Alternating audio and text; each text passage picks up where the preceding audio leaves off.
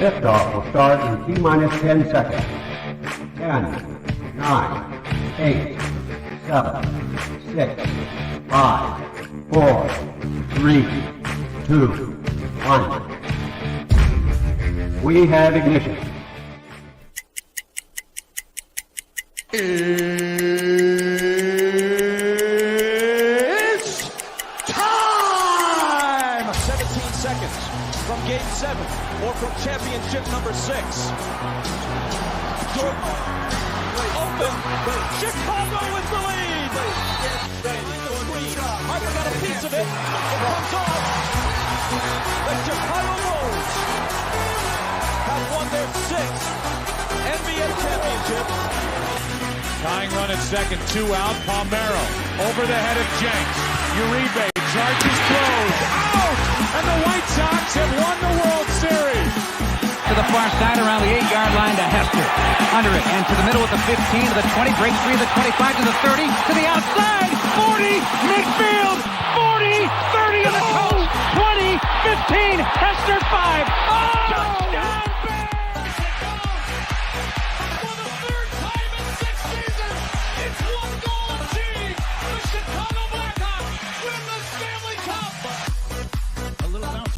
Toward Bryant. He will glove it to Rizzo. It's in time. And the Chicago Cubs win the World Series.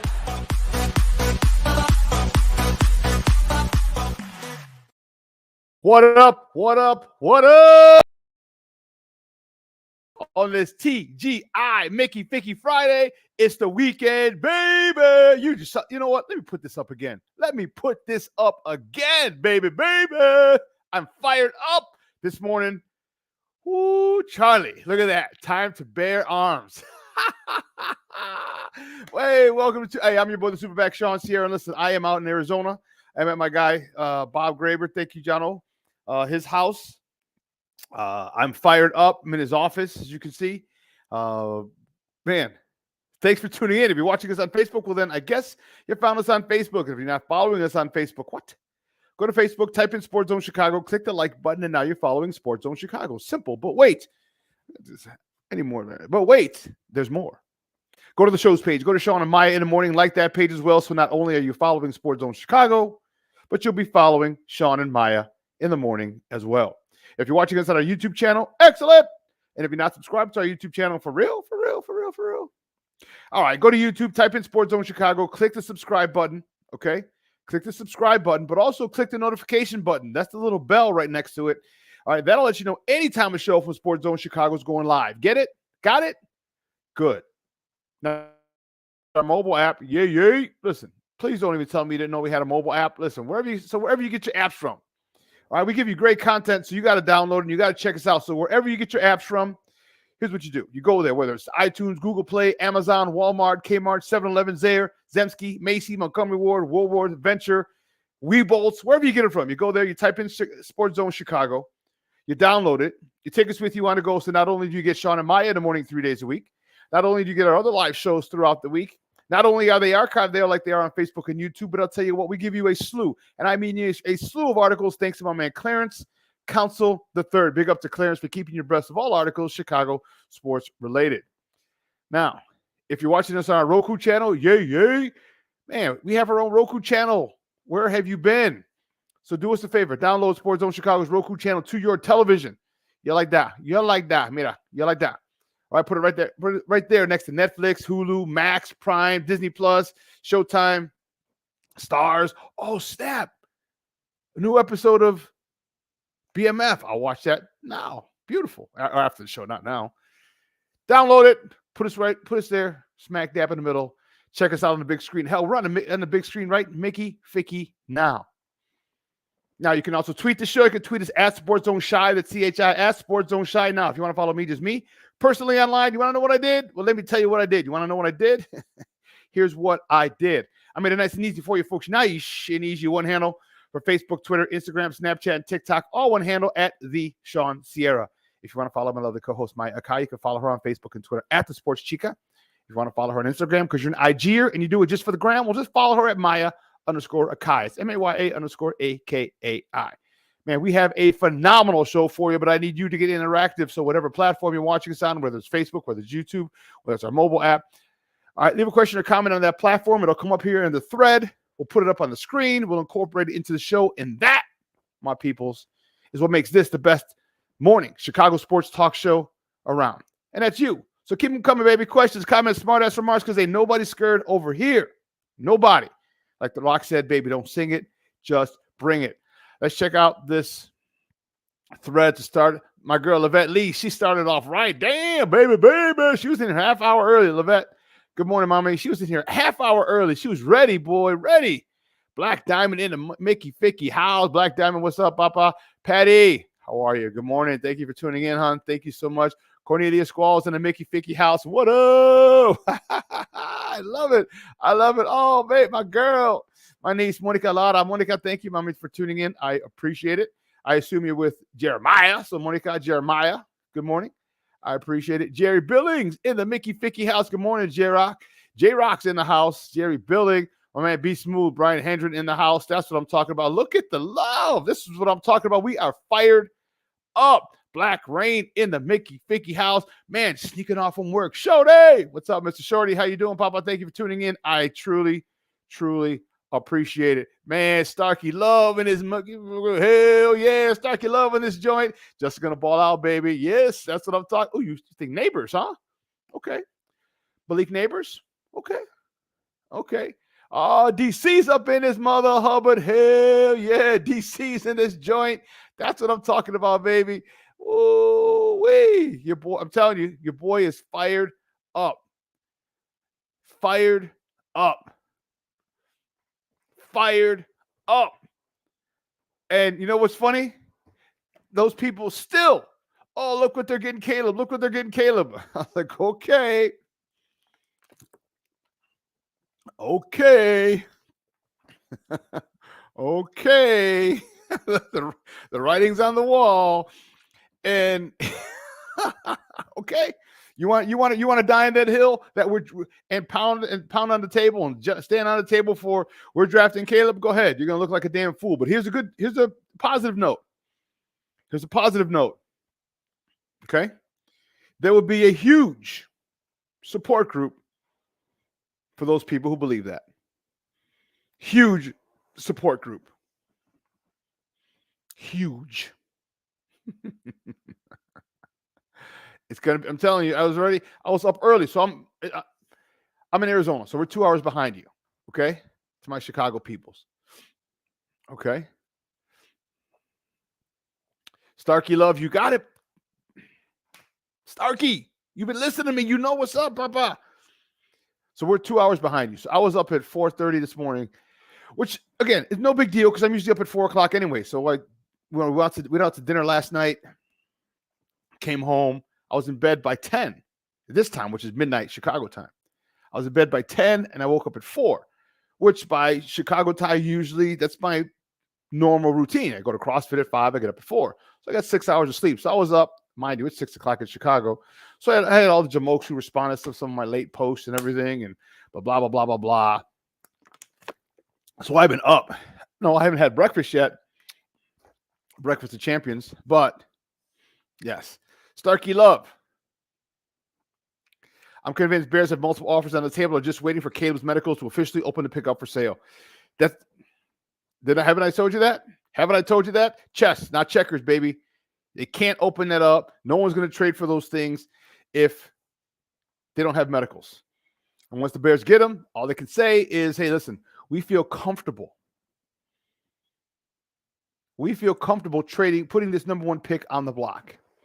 Doesn't mention his medicals, doesn't mention nothing. We feel comfortable putting this number 1 pick on the block. Now you can trade him to whoever they want. Now they got to deal with him. And man, I was listening to the radio this morning. And again, the arrogance of some people. But you know what? We'll talk about that later. Because you know what?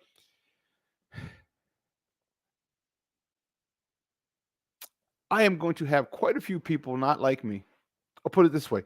Quite a few more people who aren't going to like me. And you know what? I don't give a rat's backside. care. All right. The arrogance, the thought, oh, we're the smartest people in the room. Okay. It's going to be fun. But listen, we have a phenomenal show, 9:30. We're getting started early, baby. 9:30, my man, I was going to say Brian Hendren. At 9:30. My man, Fred Pfeiffer from the Big Red Bus is going to join us. We're talking Bulls basketball, baby. The Bulls, they're back and forth and back and forth. We're going to talk to them. What's going on with them? What are they doing? What's going on with them? So 9:30, we have Fred Pfeiffer. At 10:15, if he gets up, I told, man, come on, dude. My man Nomad is going to join us today. He's going to join us. We're going to talk Bears and what this trade for Keenan Allen means. I tried explaining to people. I'm like, listen. You are not going to go get a 32-year-old receiver in the last year of his contract, making $23 million. He's got a $5 million bonus due Sunday to let a rookie quarterback develop. Let him develop with a $23 million receiver that you've already given $5 million to before the season starts? And you're gonna put a rookie quarterback and let him develop with that. Come on, man. You know, you're gonna see what you want to see. And you're gonna be blind to logic. Yeah, you know what? This is you're right. Justin must be jealous of what Caleb have. Who said Caleb's gonna have it? Nobody.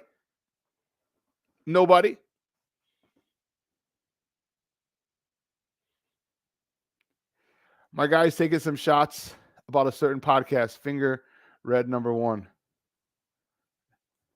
I don't know who that is.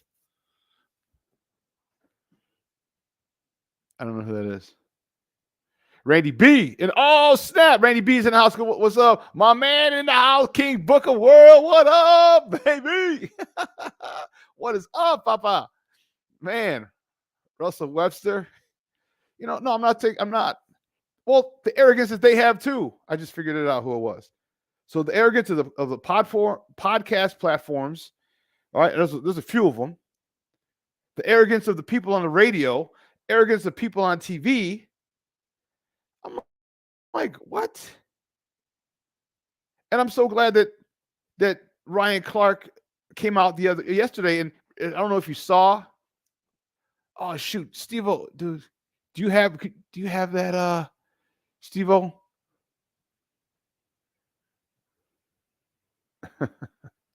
That thing with Ryan Clark. Let me see. It's amazing how the disrespect that people have toward our guy. It's literally, it's amazing.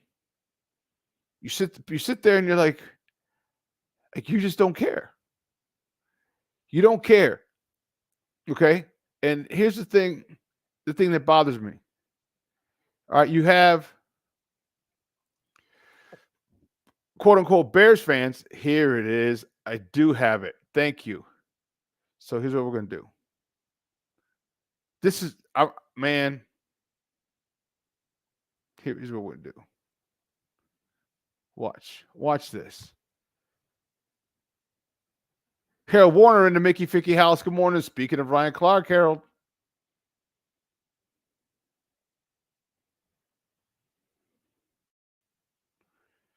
Here we go. We're gonna. Why do you look so confused, RC? I don't know why everybody can't see the big elephant. What's the elephant? What if they ain't gonna draft Caleb Williams at all? What does that mean? Haven't we been talking about the evaluation process? The draft didn't happen. I don't know that Caleb Williams has signed a contract. Has anybody called Caleb Williams and say, hey, Caleb Williams, the Chicago Bears are drafting you number 1 overall. Are you ready to come to Chicago? Do you want us to take you to see the bean? Nobody ever said that. The bean. Nobody. He is not listening to Drake singing songs about being in Chicago because the chick left him. What if Justin Fields is going to be the only first-round quarterback in the room? What if Justin Fields is going to be the starter and they aren't going to draft the quarterback and they're going to trade away the number 1 pick? Why can't that happen? Why are we so shocked? Maybe Justin ain't been traded because they don't want to trade him. Is that possible? Is that That's very possible. That clip courtesy of ESPN. Is that possible? Of course it's possible. I love it, baby. I love it. I love it. It's going to make for some good conversation today. It's going to make for your boy being a jerk to a lot of people. A lot of people who have, you know what? The same energy. And here's the thing. So when you start going on the attack and start being condescending and arrogant and dismissive, they're going to say, oh, be cool. But it's okay. But it's okay for them to be dismissive and be disrespectful to Justin Fields. All right? It's okay for that. That's like, here's the thing. It's like you have a girlfriend. And your girlfriend's right here. And you're sitting there talking to your boys about the new girl that you're hollering at, the new girl that you're getting. She ain't even your girl yet. She ain't even your girl. But you're talking about the new girl or the girl the type of girl you want and all the fun you're going to have with her. Man, we're going to go to this. We're going to go to that. We're going to go to, I can't wait to take her out to dinner. I can't wait to take her. We're going on vacays. We're going on weekend getaways. I'm going to buy her I'm going to ice her out, buy her some jewelry. We're going to these festivals. We're going to rooftops and your girl's right here. And your girl's right here. But you're talking about some other girl. And you don't think, and people, Bears fans don't think that's disrespectful. There's no, and then again, people just keep saying there's no market for Justin. Yeah. What did he say? Maybe the Bears, maybe he hasn't gotten traded because they don't want to trade him. There's a mind blow. There's a mind blow. But it's okay. You know what? It's cool because when it happens, they're going to have the world's biggest support group. They can all get on Twitter. They can all get on Facebook. And oh, don't worry, I got receipts. I got all the little thread that I'm in, and I'm just going to put cricket. I'm going to put Kermit the Frog sipping tea.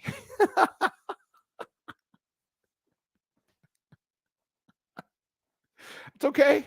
It's okay. It's fine.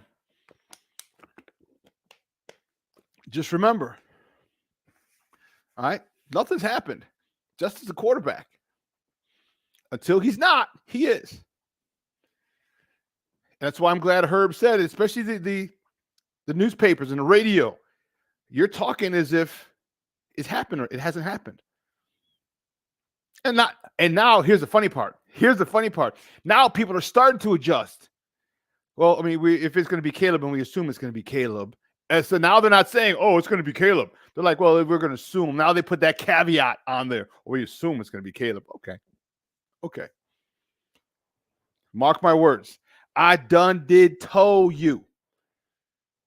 After the 20th, after they get his medicals, that number 1 pick is going on the trading block. It's up for grabs. You don't have to believe me. That's cool. I had some other guy say, oh, I can't believe you have a platform that puts this out. Okay. So when it happens, I'm going to go right back to him. Man, maybe you should listen to my platform. Maybe you should listen to me. Crazy idea. And everybody's parenting. Why they said, oh, why would you draft or why would you trade for a receiver who runs crossing routes over the middle and Justin doesn't throw over the middle? I'm like, and 2 people said that. I'm like, oh my God, you're listening to, the 4-letter little podcast over there. The 4-letter podcast. I'm like, come on, really, bro? So whatever they say is law. And then it was 2 guys. It wasn't even the main dude who said it. It was 2 other guys. I'm like, these guys have never played football. So, and you're taking it, you're listening to them? You've never played or coached, and you're listening to them? Okay. You can listen to whoever you want. You just sound silly taking your advice from people who've never played and coached a game thing when they're saying stupid things that don't add up.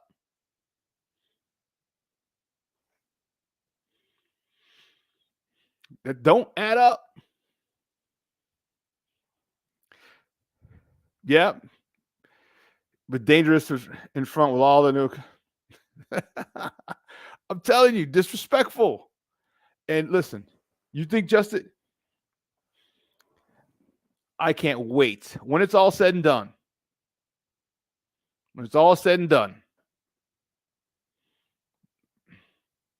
that's it. Don't worry, we're gonna trade that number 1 pick. We're gonna trade to get a haul. And this is why. This is why. Oh, you came in late, King Book of World. For all you people who came in late, look what my man Steve did for me. Yeah.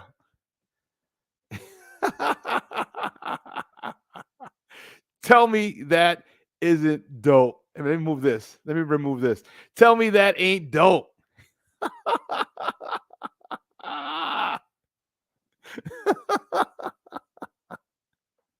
Time to bear arms.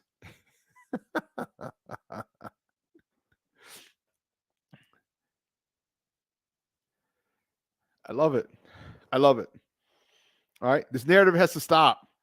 This narrative has to stop. The one that's pushing, and I'm telling you. And I was listening this morning. I got up early at 5:00 over here. They had Josh Schrock on from NBC Sports Chicago, and man, they were just happy as pigs in slop. Oh man, look what Caleb has. He's going to develop this and this. I'm like, really? You're going to die in that hill. You're going to die in. We're drafting Caleb Hill. Okay. You're entitled to your opinion, but the writing's on the wall. It's there. It's there. Well, we're going to talk to Nomad about it at 10:15. He should get up. He should be up. But hey, guys, you know how we do the first segment of every show. Sorry, I got a little fired up today because people got it. It's so funny when things happen. So here's what's going to happen, and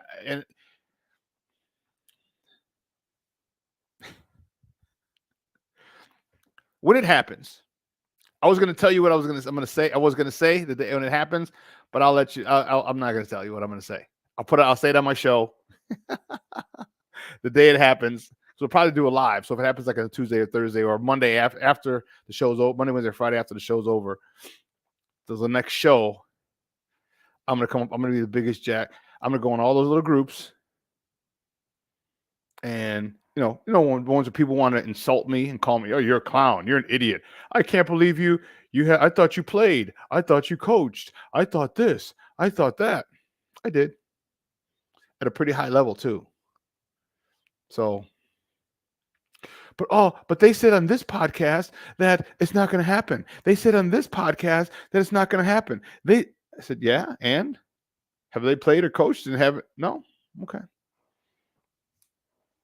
And believe me, I'm okay. I'm okay if you have an opinion. That's not my issue. Don't try and shove your opinion down my throat. Don't try to tell me your opinion, which you took from somebody else who's never played football or coached football, and is better than mine. Is going to supersede mine. You're more than to tell us your opinion. But don't make me try and believe yours. Okay. Not when yours comes from nothing, comes from listening to someone else. Oh, this is going to be fun. This is going to be fun. What are you saying? Oh, Bellissimo in the house from across the pond. Good morning, sir. Vikings are trying to move up. They've traded 25-second. Hey. Okay. They want to jump up. Well, they don't need a QB, but they don't need a QB. See who else. But let's get it started real quick before. Oh, snap. Snicker, snap. Coach T's in the Mickey Ficky house. Good morning, Papa. How are you doing? Kevin Scott in the house. What's up? Post giving a middle finger to watch. They do. And I'll tell you what, they're gonna come correct. They're gonna come correct. Because it ain't. They just traded for some picks. I don't remember what they traded for, what they got in return, but now, didn't I tell you, DC? Didn't I tell you? I just said that. I just checked the thing right now. Didn't I tell you? Now they're like, oh well, I'm on the 4. Oh, 4.5 ass. Yeah. Didn't I tell you? I didn't get to that one. I said, now they're not saying, oh, Justin's going to be a quarterback. They're like, well, whoever the quarterback's going to be, and we assume it's going to, I mean, Caleb's going to be the quarterback. We assume it's going to be Caleb. We assume it's going to be Caleb. We assume, and yeah, why? Because Herb got on that ass. Herb had that tweet yesterday, and all of a sudden they're like, oh, yeah, well, you know what? You really can't. We really shouldn't report what's not true or what isn't fact. Fact is, our starting quarterback today, March 15th, 2024, who's under contract is Justin Fields.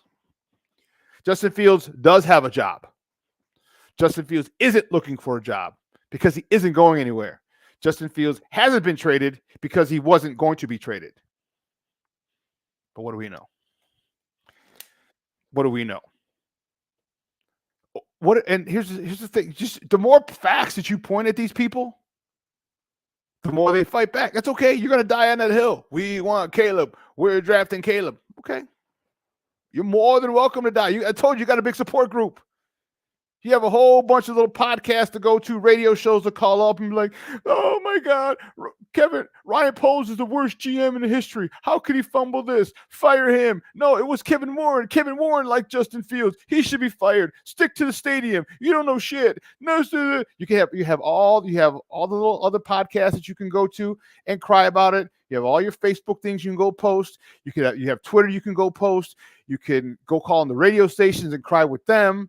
All right. So what happens when that 13 Williams jersey that dude got, is that a collector's item or what? Because Keenan Allen is here first. Keenan Allen's we got the 13. Bears 13. That's Keenan Allen. So it's interesting. It's going to be fun to see. It's going to be fun to see. All right. You show them facts. You say, this is what's happening. This is what's happening. Nope. And then you tell them, well, but Justin wasn't put in the best position. Yeah, you're right. He wasn't put in the best position. But still, it's still okay. Hey, you can lead a horse to water. Oh, my man, James Ford in the Mickey Ficky house. Good morning, James. James Ford in the Mickey Ficky house. I'm telling you, we are lit in this chat. Mother Hubbard, are we lit? Woo, Charlie. Leo Factor's back in his mug. Good morning, Leo. Whew. Well, listen, we're going to take a quick break. So on the other side of the break, we're going to talk about the Bulls, baby. Had a rough one yesterday. No Kobe White. That one hurt. How long is he going to be out? I don't know, man. I don't know. But the game the night before, the marvelous DeRozan, Compton's finest. We're going to talk to my man, Fred Pfeiffer.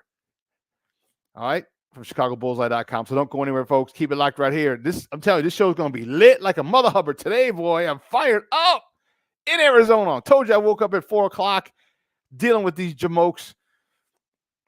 I'm just telling you now. That's why I keep it a buck. You know what people hate the most? The truth. That's what they hate the most. The truth. Keep it locked right here. Shawn and Maya in the morning on Sports Zone Chicago.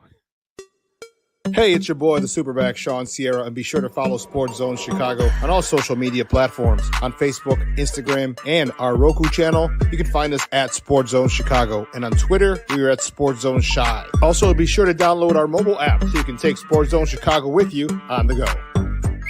Time out. How are you feeling right now? Happy? Excited? Angry? Overwhelmed? One of the best things you can do for your mind health is to name what you're feeling. It can sharpen your awareness and help you talk about your feelings with someone you trust. Here are 3 questions to ask yourself. Where are your thoughts right now? In the past, the present, the future? Do you notice any sensations in your body? Is your heart beating fast? Is there a flutter in your stomach? Or are you fully relaxed? What do you need right now? Time with others? Time to yourself? Remember, there's power in this awareness. So find ways to identify what you're feeling today.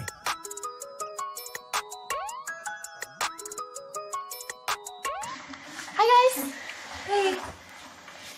Hi, Megan. Hey, Jessica. Megan, you're a tramp. Ryan Fitch told me you guys made out. Everybody knows. He said your breath smells like garbage. And he almost puked. He says you're the most desperate girl he knows, besides your mom. How many boyfriends does she have anyway? Lots? Your makeup makes you look like a clown. That zit is huge, zit face. Ugly.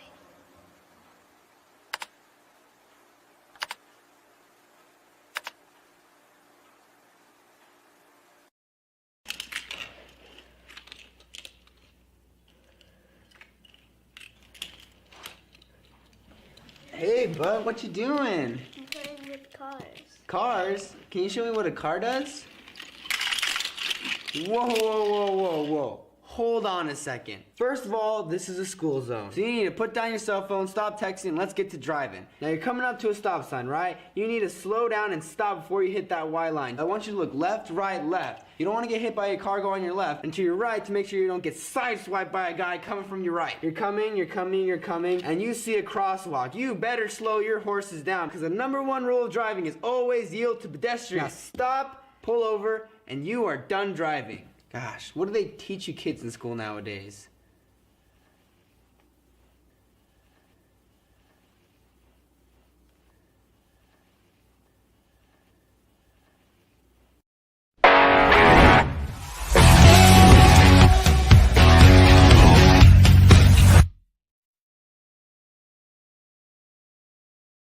Well, let me say this. Given everything that's happened over the past 24 hours, 48 hours, whatever it is, where's the spot for Justin Fields to start? Yeah. The best place for him to be is in Chicago. And if he remains in Chicago, which is assuming that they trade down, get a haul for that #1 overall pick, the best spot would be for him with the Chicago Bears, once again, making sure they go out there and get one of those top 3 receivers, continuing to build the offensive line. There's a lot of confusion of what's going on with Justin Fields. I was doing my own podcast last week, and, there were reports that the Bears aren't moving on from Justin Fields. I'm doing that podcast, and people are texting me, sources saying, no, they're moving on. So it's very confusing right now. But if the Bears hold on to Justin Fields, he is going to have a remarkable season, because that would assume that they get a huge return for the #1 overall pick, or they use the #1 overall pick on a receiver. So I think the best spot for him right now is to remain in Chicago. Welcome back to Shawn and Maya in the morning on Sports Zone Chicago. That clip courtesy of the NFL Network. That is Adam Rank. I wonder how that conversation goes, because he's a good friend with the podcast that is on the other side of the fence. Just wonder how that conversation goes. But anyway, my next guest, I'm fired up to talk about it, man. I'm tired up. I'm tired up. I'm fired up. Man, the Bullies. Didn't I tell you? I said, listen, they might not be good, but they're exciting. And if you watched the game 2 nights ago, Lord have, man, I was watching that game with Moms, and she was going crazy. Mom's a big sports fan. She played baseball, football, and basketball. So she was at my games. She had nothing. She had no choice but to be a sports fan. And it was a phenomenal game. And then yesterday it was tough. So my next guy, we're going to talk about it. And where do the Bulls go from here? All right, we got some people coming back. Man, he's a good friend of the program. You've seen him on here once or twice or 3 times. 1, 2, or 3. Who knows? Maybe 5. Who knows? You can find him on Twitter at CBE Fred. Guys, just welcome back to Shawn and Maya. Fred Pfeiffer. Fred, what's up, Papa? Good morning. How you doing? I'm doing fantastic, Shawn. Great, exciting times for the beloved Bears and the Bulls to a little bit of a lesser extent after that disappointing loss yesterday. But overall, I mean, considering the amount of injuries, the amount of rotation players that are out for this team, I think you got to be somewhat happy with their play after that horrific 5-14 start. Let me tell you something. My little Fire Marshal Bill impersonation. There we go. Live in color. Love it.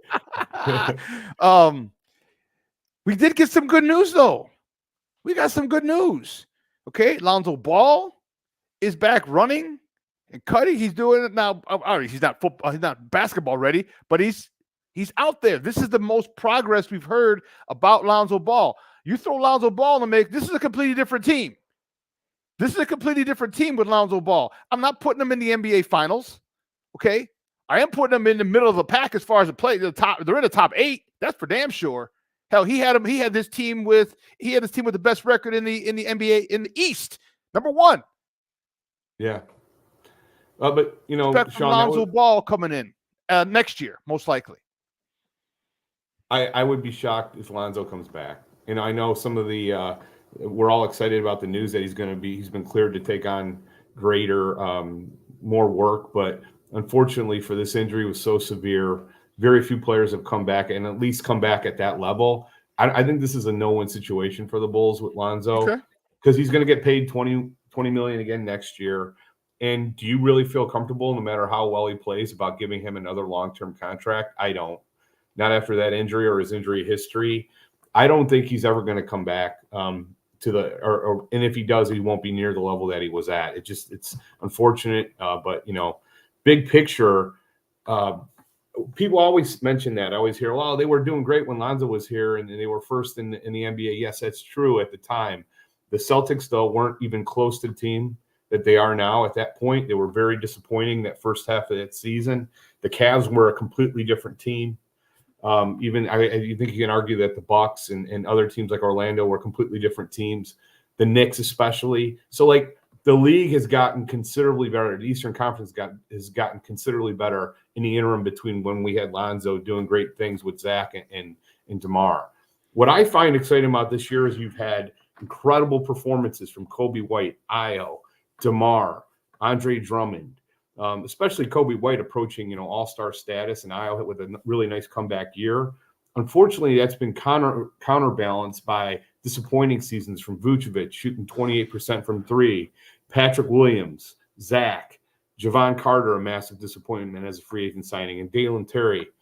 So we're kind of like in this weird place, but at the heart of what I do take solace in is that you have Kobe White and Ayo signed for the next 3 years at a very low number, $21 million combined relative to the cap. You can do a lot of great things when you have a young starting backcourt, which I think is the best 24 and under in the league. So there are some good things we can do, but oh man, it's going to take a lot of smart thinking, and I'm not sure. I don't have a ton of faith, to be honest with you, in this front office in getting it done. Well, let me dive back on this, and I understand. Milwaukee was coming off a championship hangover. Philly had the whole situation with Harden and who's the other guy who went from Brooklyn, who's out for the season? Ben Simmons. There you go. Yeah, that whole situation. And but that's not to take anything away from the Bulls. Yeah, but you know what? Because had they not lost, had they been fourth or fifth, I would have been like, well, what happened to the Bulls? All these guys are horrible. They're having a horrible season. You can't take advantage. They took advantage of the opportunity. It took advantage of the opportunity that they have. So let's not crap on them a little bit just because other people don't have their shit together. It's okay. And believe me, I wasn't putting them in the NBA Finals by any means. No way was I putting them in the NBA Finals. But they might have. I think their ceiling would have been the Eastern Conference Finals, but I don't think they would have got there. That would be if everything went right. But I think they would have got to the round before that, before they got knocked out. But it still would have been a good thing. So I don't want to do that to that team. I just give them their due. Again, no NBA championship we're sniffing, but still. And what you said about this year, I couldn't agree more. I couldn't agree more. Kobe White is a freaking stud.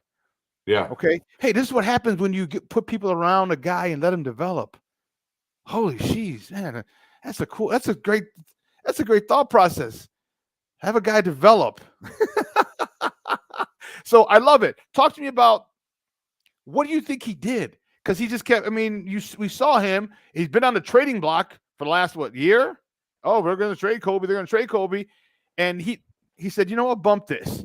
Give me your thoughts on his mental fortitude, because that's a lot on a person when all you hear in the newspapers, on social media, from your family, from your friends, I hear they're trading you. Oh, you're still here? Oh, you think you're going? Where do you think you're going? How difficult could that be, and how tough mentally is this Kobe White kid? He's incredibly tough mentally, and there were signs, though, however, from Kobe White starting in his rookie year. He finished his rookie year before COVID with 8 straight games. I think he averaged over 25 points per game. He was playing at a very high level when COVID hit. To start the next season, he had a serious arm injury that kept him out until December. So I really think that put a little bit of an issue in his development. But there were always signs from Kobe White. He had 8 3-pointers in his second year in a game. He always showed these signs of having greatness within him, and just his incredible work ethic. And there's a really good article that I read recently from Ricky O'Donnell about his offseason, what he did in the offseason to get better. So when you combine a high work ethic with incredible talent and shooting skills of Kobe White, I actually wasn't surprised. He closed last year at a very high level. He shot 40% from 3 from the All-Star game to the end of the season. Those last 22 games, he played at a very high level in 20-some minutes per game. So I'm not surprised that he's become this good. I am surprised that he's improved in his areas of passing and really becoming a point guard. That's why I'm kind of like, if Alonzo comes back, what happens? You have Zach LaVine that right now, I don't think you can trade him without attaching an asset to it. And the Bulls cannot be in the business of moving a player and attaching another draft asset just to get him off the roster. So you're in a really difficult situation with Zach LaVine, who's owed a lot of money for the next 3 years. My opinion is you should just keep him and bring him back. Hopefully he'll rebuild his value, which I think is highly probable and possible because people forget how good of a player he is. And just go into next year with Kobe at the point guard position, Zach at the 2. Hopefully you re-sign DeMar for 2 years, $30 million, $25 to $30 million a year. You got Vooch, you're stuck on that contract. And then, figure out what you're going to do at the power forward position if you want to commit long-term to Patrick Williams. And what's he going to cost, because he will be a restricted free agent. So it's tough. But I do also feel like development, you look at Dalen Terry hasn't developed. Marko Simonovic didn't develop. It's like, to me, development is more it's not necessarily the team, it's in that player. How hard is that guy willing to work? How hard is that guy willing to put in the effort to become great? And Kobe White has done that, and I think he's going to be an all-star and one of the best players in the history of this organization. Guys, we're joined by Fred Pfeiffer from Chicago Bullseye, ChicagoBullseye.com, talking Bulls basketball here on Shawn and Maya in the morning on Sports Zone Chicago. I agree with you to a certain point. There's got to be a point that you have to be responsible for your development. But, coaching is important, all right? That coaching is unbelievably important, and that is not going to be, that's not going to be lost by me on anything, whether my football team, my basketball team, my baseball team, our hockey team, okay? That's important.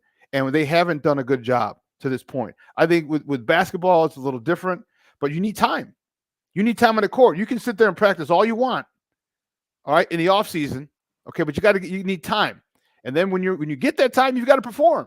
They've given Patrick Williams time. He's been out there. There have been times when DeMar and Zach were hurt and he went out. There were times, but we've seen him in summer league, like just going ham on people. I know it's summer league, but where's that? It's the attitude. So I like Patrick Williams, I really do, and I wish he would develop. I don't know if he will.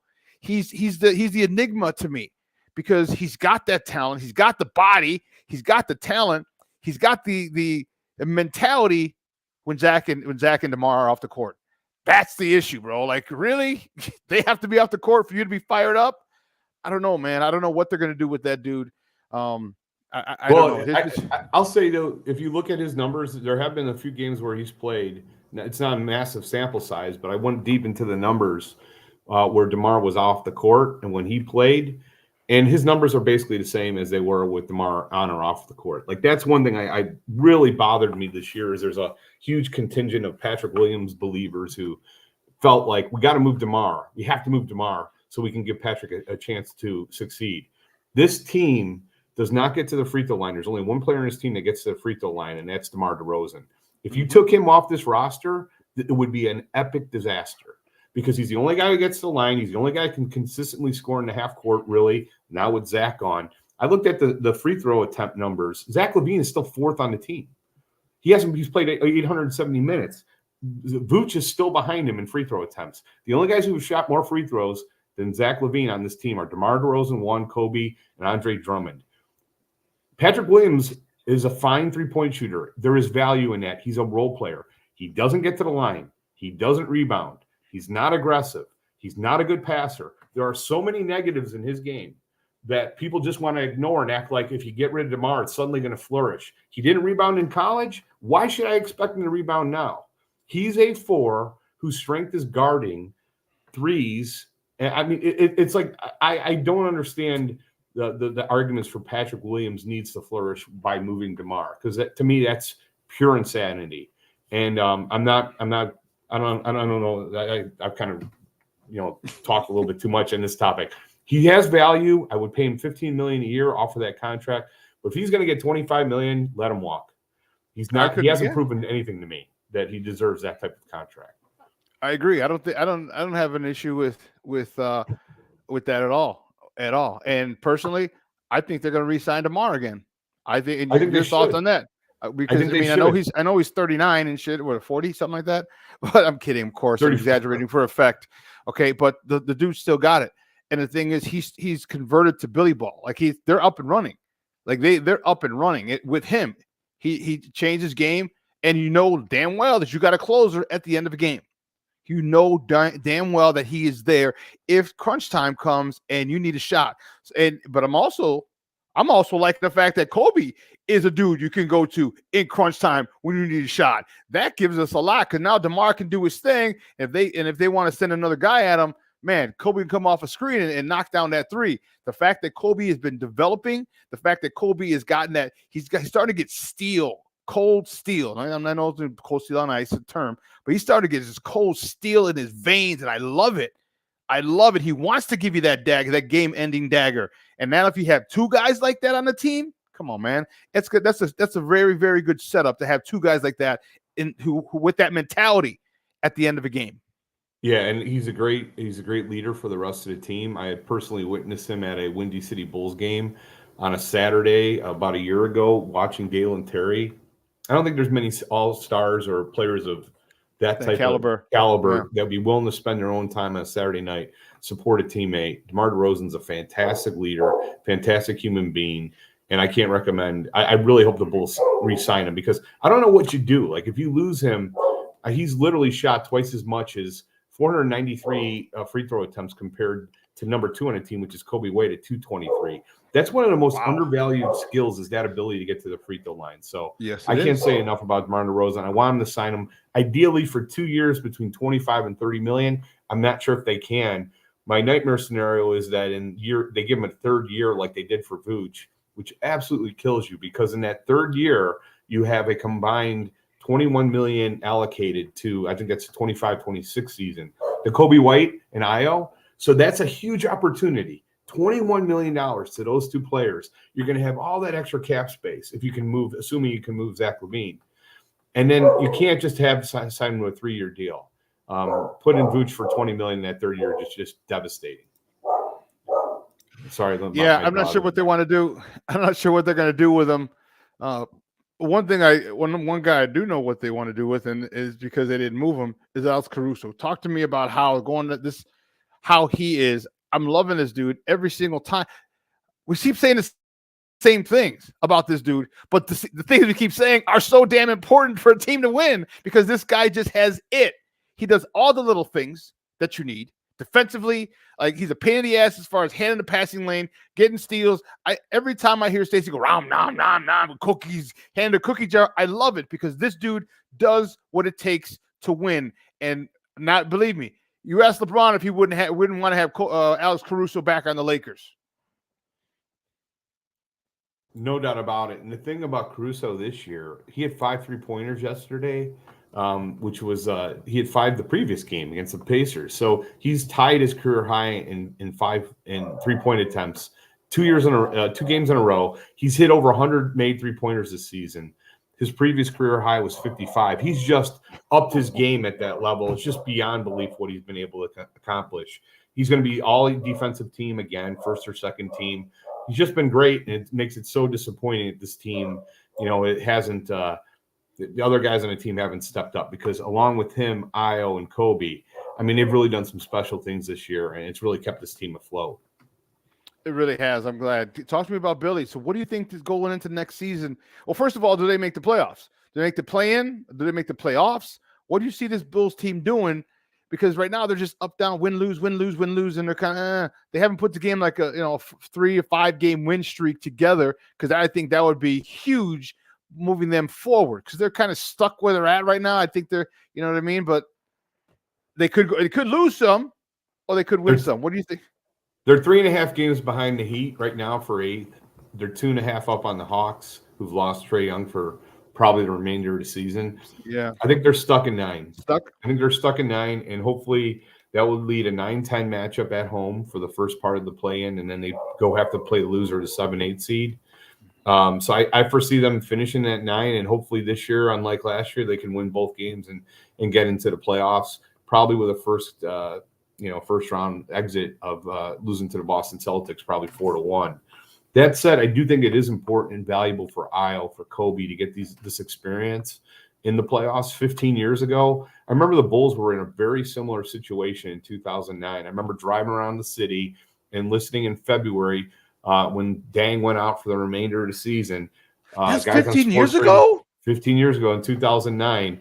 Everybody Holy complaining about the jeez. status of the team, talking about how Noah hasn't progressed, talking about how they didn't, although it was exciting to have Derrick Rose on that team, what was his ceiling? And then what happened? The Bulls made a trade for John Salmons. They brought in Brad Miller, and suddenly they're going 7 games against the Boston Celtics in round 1. I think the Bulls are in 3 or 4 of them and went to overtime. Exactly. And the development from Noah, the development from Rose in that playoffs was so important for them and their ceiling.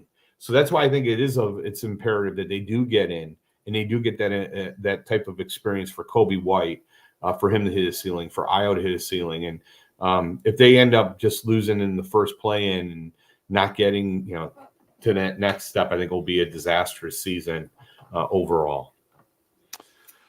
Yeah, I couldn't agree with you more as far as experience. You get there, it's a different animal. Playoff baseball, football, basketball, hockey, it's a different animal. And you get there, you get the taste of it, and the one thing that I love is that it's insatiable. All right? Even if you do win the title, all right, even if the team does win the title, you're still insatiable because now you want the title again. So it's great if when you lose on the way, because now you have something to work for and that's your motivation.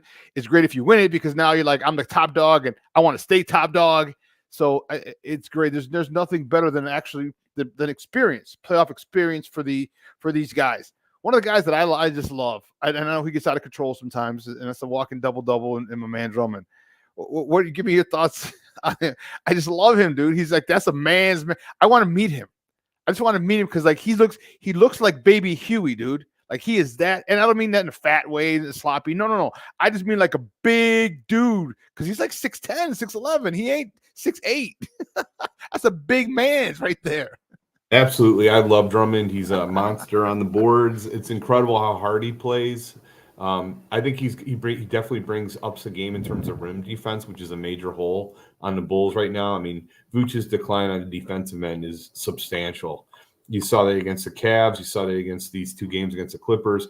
Teams are now trying to pull him out on a pick and roll to get him out beyond the 3-point line, and then it's a disaster from that point forward. Drummond offers you a little bit more rim protection, but his numbers are insane for the amount of minutes he plays. And I still don't understand why he doesn't play more.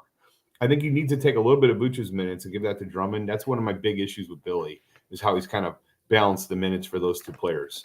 And then last night they went with the 2. Would you like him on the court at the both time? Yes. Or you're just doing that? Do you like him on the court at the same time?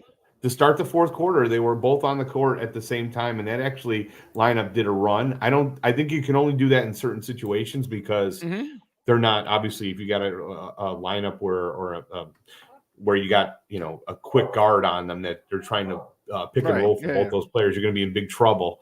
But that worked yesterday, and it works at certain times. I was shocked it worked yesterday, to be honest with you, in the 4th quarter.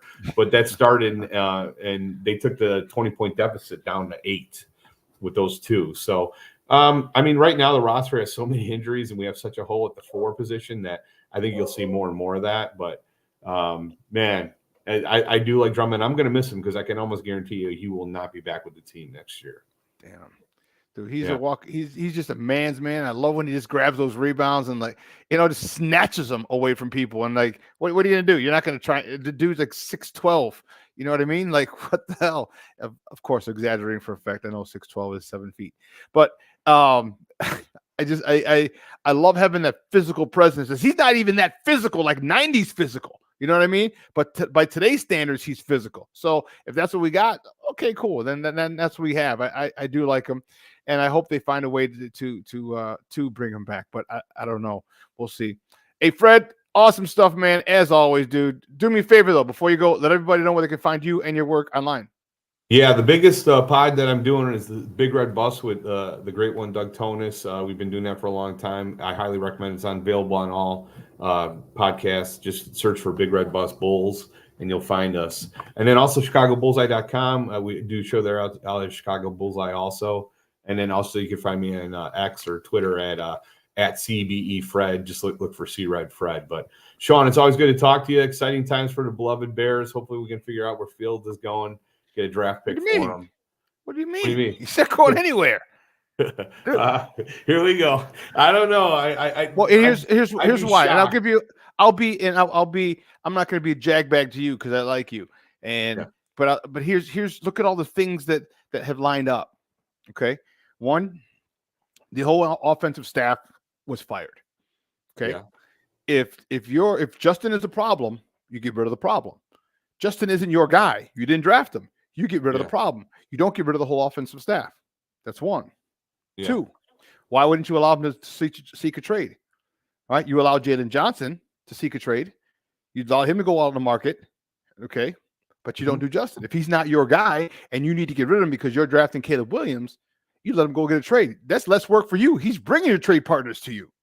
Yeah. Okay? Yeah. Caleb Williams is trying to control where he's going. He didn't take the money. This is high level stuff, dude. This is it. You got to think like billionaires. All right, it's chess, not checkers. All right, Caleb Williams is trying to choose where he goes. Most likely Washington.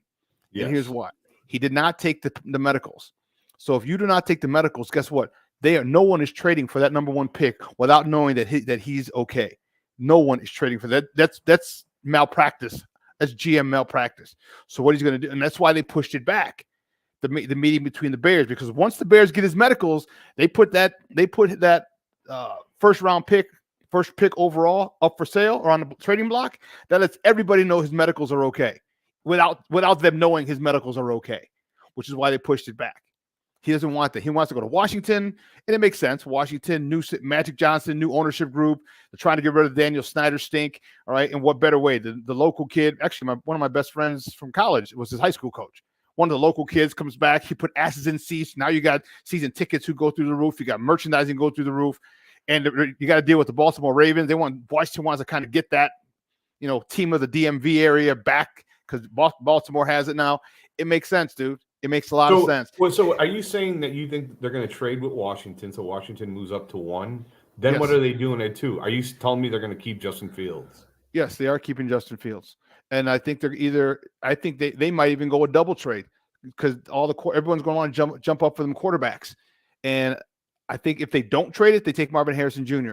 I think they're okay coming off of Marvin Harrison Jr. if they can get a haul. I'll tell you what, it'll be malpractice if they take. I love Marvin Harrison Jr., but if they take him at number 1 without trading that into like a going down to 2 or 3 for draft assets, I think that would be insane. Because the quarterback position, this is too good of a quarterback draft for them not to move off of 1 if you want Marvin Harrison. You either make a trade with Washington, let them move up, or make a trade with New England, or to put yourself in position to get one of those wide receivers. But even so, I mean, now we have 2 wide receivers. I don't see them doing that. I think they're going to take a tackle. They're probably going to trade at 9. They're probably going to take a tackle now. They got 2 wideouts. There's a ton of freaking great receivers in this draft. I'm a huge fan.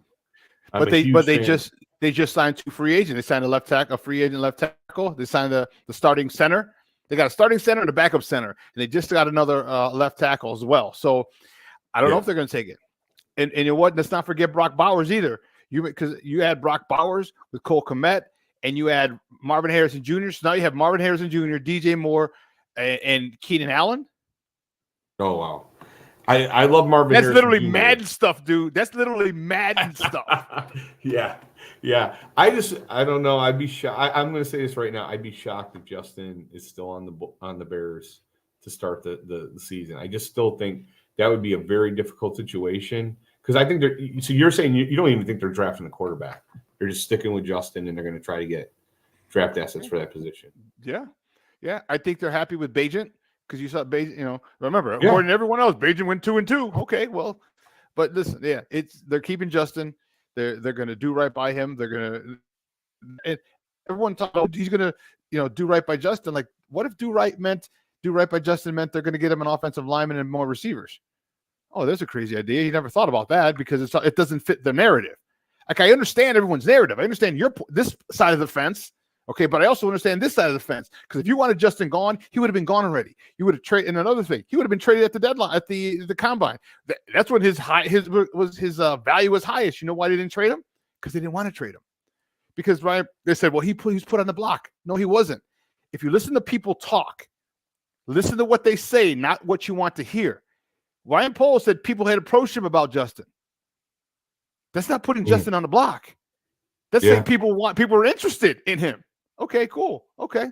I'll listen to your offer. All right. Let me get back to him and think about it. And no one did. So people hear that, oh, he put him at the deadline. And here's another thing. If you don't believe me, what did he say about Harbaugh? Remember when he said, oh, I haven't talked to Jim Harbaugh? He's right. He probably didn't. He probably spoke to his people. Yeah. So when you say I didn't speak to Jim Harbaugh, now you're getting particular, but words have power. So when he said that, he wasn't lying. So when he said, well, yeah, people approached me about him, that doesn't mean he's on the market. People want to hear what they want to hear. And trust me, I tell you what, guy I love Justin, but I will be. I'm also a huge fan of Caleb Williams. I'll be fine either way. I'm kind of more on board with let's draft Caleb and let's go to work and hopefully get a second rounder for Justin or third one. Just because I think he's a better passer. He's a better passer. Not a better runner. I definitely disagree with you. I definitely disagree with you. Dude, we can't. You know what? I'm going to send you a link. Game against Notre Dame. No, I'm not. I'm not even mentioning that. Here's my thing. Okay, here's my thing. If Caleb is generational, okay, this is the common term that people wanted to use, which they backed off very quickly. But if he's generational, why couldn't you be the top 10 team or top 25 team? Okay. And here's why. People say, what's a team sport? I'm like, okay, but that doesn't work for Justin. So you're going to use it as a team sport with Caleb, but you can't use it with Justin. When Justin's defense was gutted to the studs, they were playing with semi-pro guys, okay, in 21 or 22, okay? And you expect Justin with Demir Bird, Smith, Emir Marset, Pettis, with this wide receiving core, your defense is giving up 33 points a game, and you want him to win with that receiving core? With no defense? Couldn't you say the same thing about USC last year? Their defense exactly. But when you say that, people say, "Oh, well, USC didn't have a defense." I'm like, "But you used it with Caleb, but now you can't. That doesn't fit with Justin." And I'll tell you this: if you're generational, I'm old enough. I see Barry Sanders play at Oklahoma. Games, generational players. Those are so. If you're a generational player, you couldn't beat a top 25 team, a team you're supposed to lose to. Well, not one of them. You couldn't beat one of them, because I've seen generational players do it. That's all I'm saying. But he did that in the previous year as a junior. He was. Because he had talent. He had Addison. He had some other talent. Okay, awesome. I got you. Yeah. Well, can you do it? Yeah, he was. Okay, and that's cool. He still was great. That's why he won the Heisman. He still was great last year. I watched the Utah game. They didn't lose that game because of Caleb Williams. They lost because their defense was horrific. And I'm a huge. I hear you. I think big picture here, as Bears fans, we should be happy that there's a lot of good things on the horizon, regardless of what direction they go. But I'm hoping they go with Caleb. What's that? I agree with you, but I'll tell you this: the Caleb cult, and I call them that because they've divided this fan base. Because you can, like you and I are having a conversation, all right? We're not even calling each other names. We're not doing this. They've been very divisive, very arrogant, very condescending about this pick to us, to Justin. The media, a lot of other little podcasts are talking, and they're saying, well, Justin doesn't have a job. Well, wait a minute. Justin, to my recollection, is under contract for the Bears. So, yes, he does have a job. And that's like saying you're with your girlfriend. I said it earlier. You're with your girlfriend, and you're talking to your friends about what you're going to do with your next girlfriend. Oh, man, we're going to these festivals. We're going to movies. We're going here. We're going on vacation. And your girl's right here. That's disrespectful. Yeah. And they've done that. And then you start calling Justin a clown. Then you start all these people. They've caused a divide. And I'm not going to say that a lot of pro Justin people haven't been that way either. We have been. We got clowns on our side too. All right, jerks on our side. But it started on that point. I'm like, man, dude, like I thought we're all Bear fans. And then when you get the level of football IQ from different people, well, he threw an interception. Like, yeah, but you know what I mean? Like people don't get it. And they don't understand. Your defense gave up 33 points. He had Smith Amir Marset. He had Demir Bird. He had Pettis. Come on, dude. Yeah, but he's 10-28. Okay, you win with that team. You win with Demir Bird. I agree. And you know what? Winning will cure all. The fan base will come together as soon as they start winning. Whether it's with Caleb Williams or Fields, that's going to happen. I just feel like as far as throwing the ball, Williams is better than Fields. No, Williams is not. Williams got a much better release. He's got a quicker release. I'm not gonna listen. I don't have to like a guy to tell you his qualities, his strengths. I'm not saying that Williams sucks by any stretch. No, the dude's electric. Yeah, the dude's electric. Arm angles. He's got a quick. Incredible. But so does Justin. Justin has various arm angles.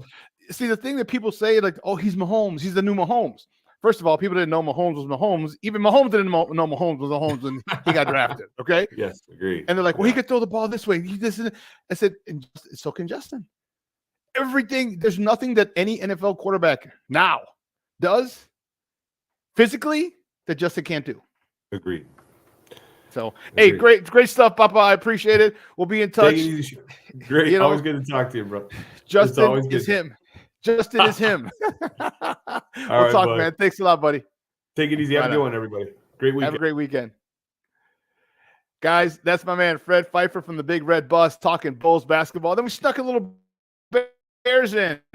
All right? Snuck a little Bears in because we're a little crazy. We're crazy like that. Don't worry about it. Here. Let me get this off But we're going to take a quick break. On the other side of the break, we're going to welcome my man. He got up. He was kicking it at Studio 54 last night. So I was like, come on, man, you got to get up. He's like, but I'm kicking it. I got VIP. I was like, all right, man. No, I'm kidding. My guy Nomad's going to join us on the other side of the break. We're going to talk a little Bears. So tell your mama, tell your daddy, tell your sister, tell your brother, tell your cousins, tell your friends. We got some Bears talk coming up. And it's as you say, it's going to be one. It's going to be one. I love it. Don't go anywhere. Keep it locked right here, folks. Shawn and Maya in the morning on Sports Zone Chicago.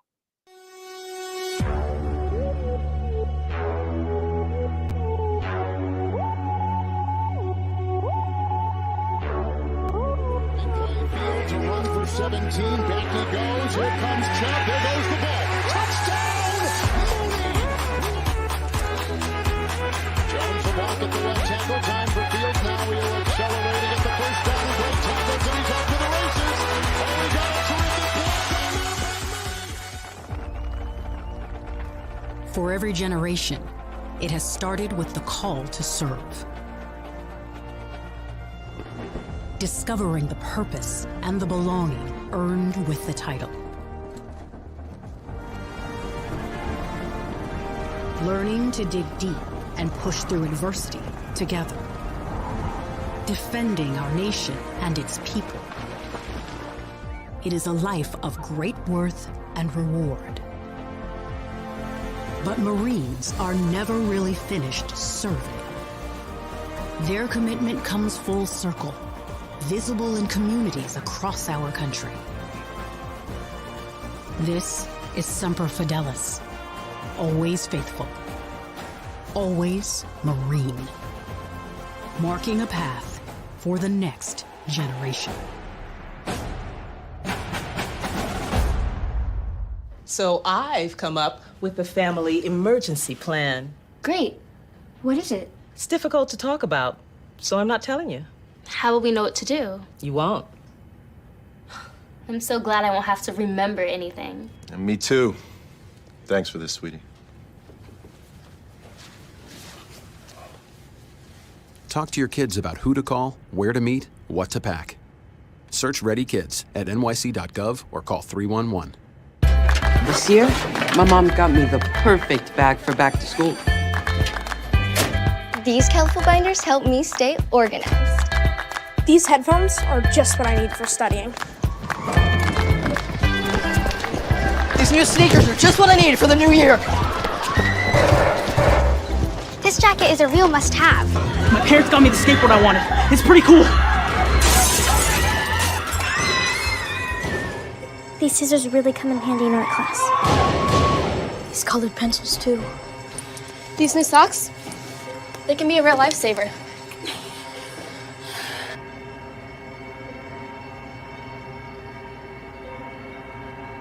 And I finally got my own phone to stay in touch with my mom.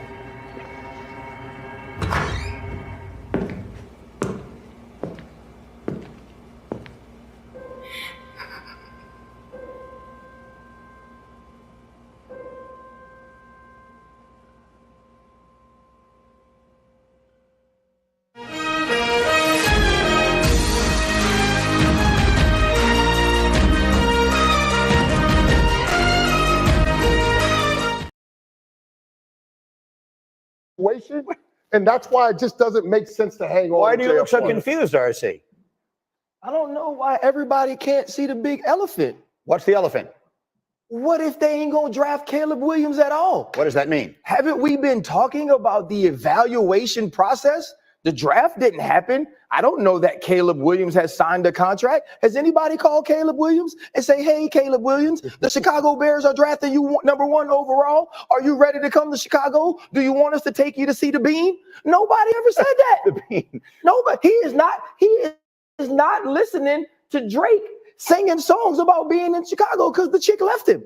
What if Justin Fields is going to be the only first-round quarterback in the room? What if Justin Fields is going to be the starter and they aren't going to draft the quarterback and they're going to trade away the #1 pick? Why can't that happen? Why are we so shocked? Maybe Justin ain't been traded because they don't want to trade him. Is that possible? Is that That's very possible.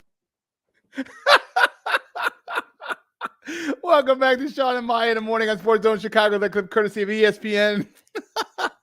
Maybe they don't want to trade him, then trade him because they don't want to trade him. There's a crazy idea. Crazy idea. He hasn't been traded because they don't want to trade him. Hey, why don't you sell your car, bro? I don't want to trade it. I don't want to sell it. I love it. I love it. I love it. I'm glad he said it. And just listen to the people this morning and their take, and they're getting all excited. So I'm going to talk to my next guest. He and I do a show daily. Mondays and Fridays is at 3 o'clock Central. Tuesday, Wednesday, and Thursday, it's at 1 Central. I won't be on there today because I'm actually out in Arizona, if you didn't know, heading to the Cubs Sox game in Glendale. All right, so I'll be at the baseball game, drinking some beers, laying out in the sun, trying to bronze my body, baby. Anyway, man, this is my man. He's founded the founder of the Nomad Network. You can find him on Twitter at Nomad Networking. Guys, just welcome back to Shawn and Maya. Nomad, what's up, Papa? How are you? Good morning. Yo, Shawn, what's good, man? I see No Maniacs up and at it early, man. And my man Shawn done chose the Cubs and White Sox over his homeboy, man. What's up, man? Hey, all I gotta say is my boy did this. All I gotta say is this. Doop. Time to bear arms. Hey, Shawn. Hey, Shawn, we're going to do right by Justin takes on a whole new meaning now, don't it? Damn sure does. Look at this. Man, that's mad. I haven't slept good, Shawn, man. I ain't going to lie to you, man, because I told you when we were talking on the phone, man. I told you I was just an extra shot of adrenaline went through me. It just went through me, and I was giddy. It took me a minute to kind of wind down. I'll tell you another thing. Everybody in the chat, hey, how y'all guys doing? Let me see. David, Corley, Terrence Williams, Shorty, what's going on? Brian, I see you. Keith, let me see. Black Diamond, what's up, man?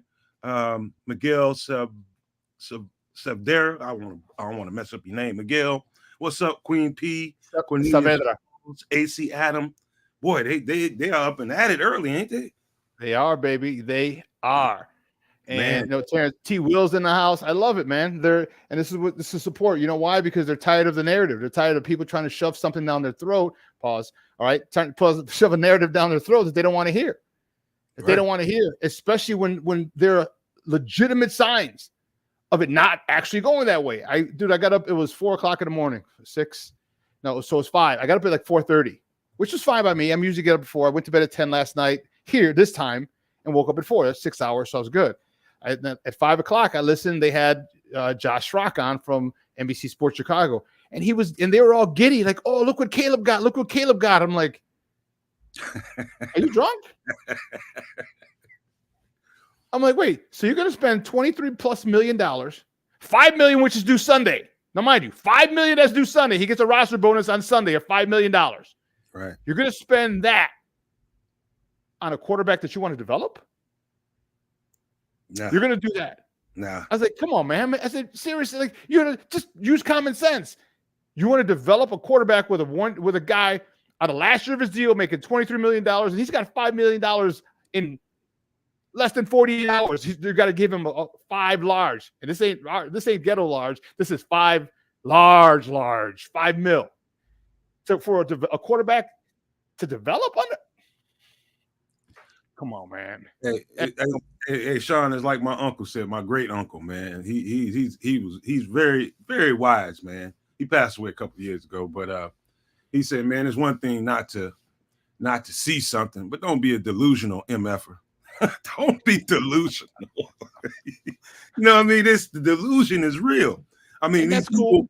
And these people, Shawn, these people have spent 3 months convincing themselves that this has got to happen. Post has got to do this.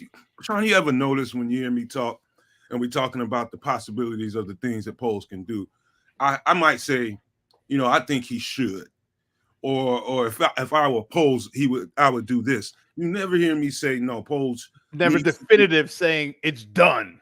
Right. Or he needs to do this. It's a whole bunch of entitled people out here that really thought this off season that they were going to basically just pile on him. And this would work in any other time besides now, man. The world of social media and YouTube channels and different people having podcasts have absolutely turned the world of reporting and people that do that kind of work upside down. It's a different world now. It's a different world now. You would have ran away with the Cue Up a Different World soundtrack. Yes, intro yes. song. Man, listen, they would have ran away with that narrative, and Ryan Poles would have been pressured to do exactly what they told him to do. If it wasn't for people like these people in the chat, shows like ours, and just being willing to say, you know what, y'all better back off. Back off. Ain't nobody out here that's entitled to be able to tell a professional at his job what he needs to do. Just because that's what you want, that's your virtue. You don't have a right to do that. And when I see it, I fight back. You know what I mean? And so do you. You know what I mean? It's just the entitlement is rich out there. I mean, very rich. And now that their virtues don't seem to be coming to fruition, the delusions are getting worse. Dude, in everything. Oh, well, we got this for Justin. We got this for Caleb. I'm like, you do realize, like, I don't know if you realized it last night, but they did just trade away the Commanders, their starting quarterback. Shawn, not only that, he just traded that for picks. Not only that, Shawn. What number is Keenan? Keenan Allen he's probably going in the Hall of Fame. What number does he wear? Dude, whatever number he wants. He's first in the building. Building. Number 13. I'm in the building. He wears number 13. There ain't no rookie coming in there and taking no probably perennial Hall of Famer his number. He's in the building. Man, it's just crazy, man. First come, first serve. I was absolutely ecstatic, man. Dude, so you know what? All that radio host who got that jersey, that's gonna be a collector's item. Hey, you know what it's gonna be like? You know what it's gonna be like? It's like the shirts for the NCAA and the Super Bowl losers that they send over to like Africa. Man, oh man. You know what, Shawn? This thing is sorry. I'm being a jag bag, but that's okay. I you know what? I'm not sorry. I'm not sorry because you know what? The arrogance and the contempt and the condescension from the people who are pro Caleb, I won't even call him Caleb Culp right now. Caleb Culp, and from the people who are pro Caleb has been unbearable. It's been the insults, that they've called many of us, oh, you're stupid, you're a clown, you're this.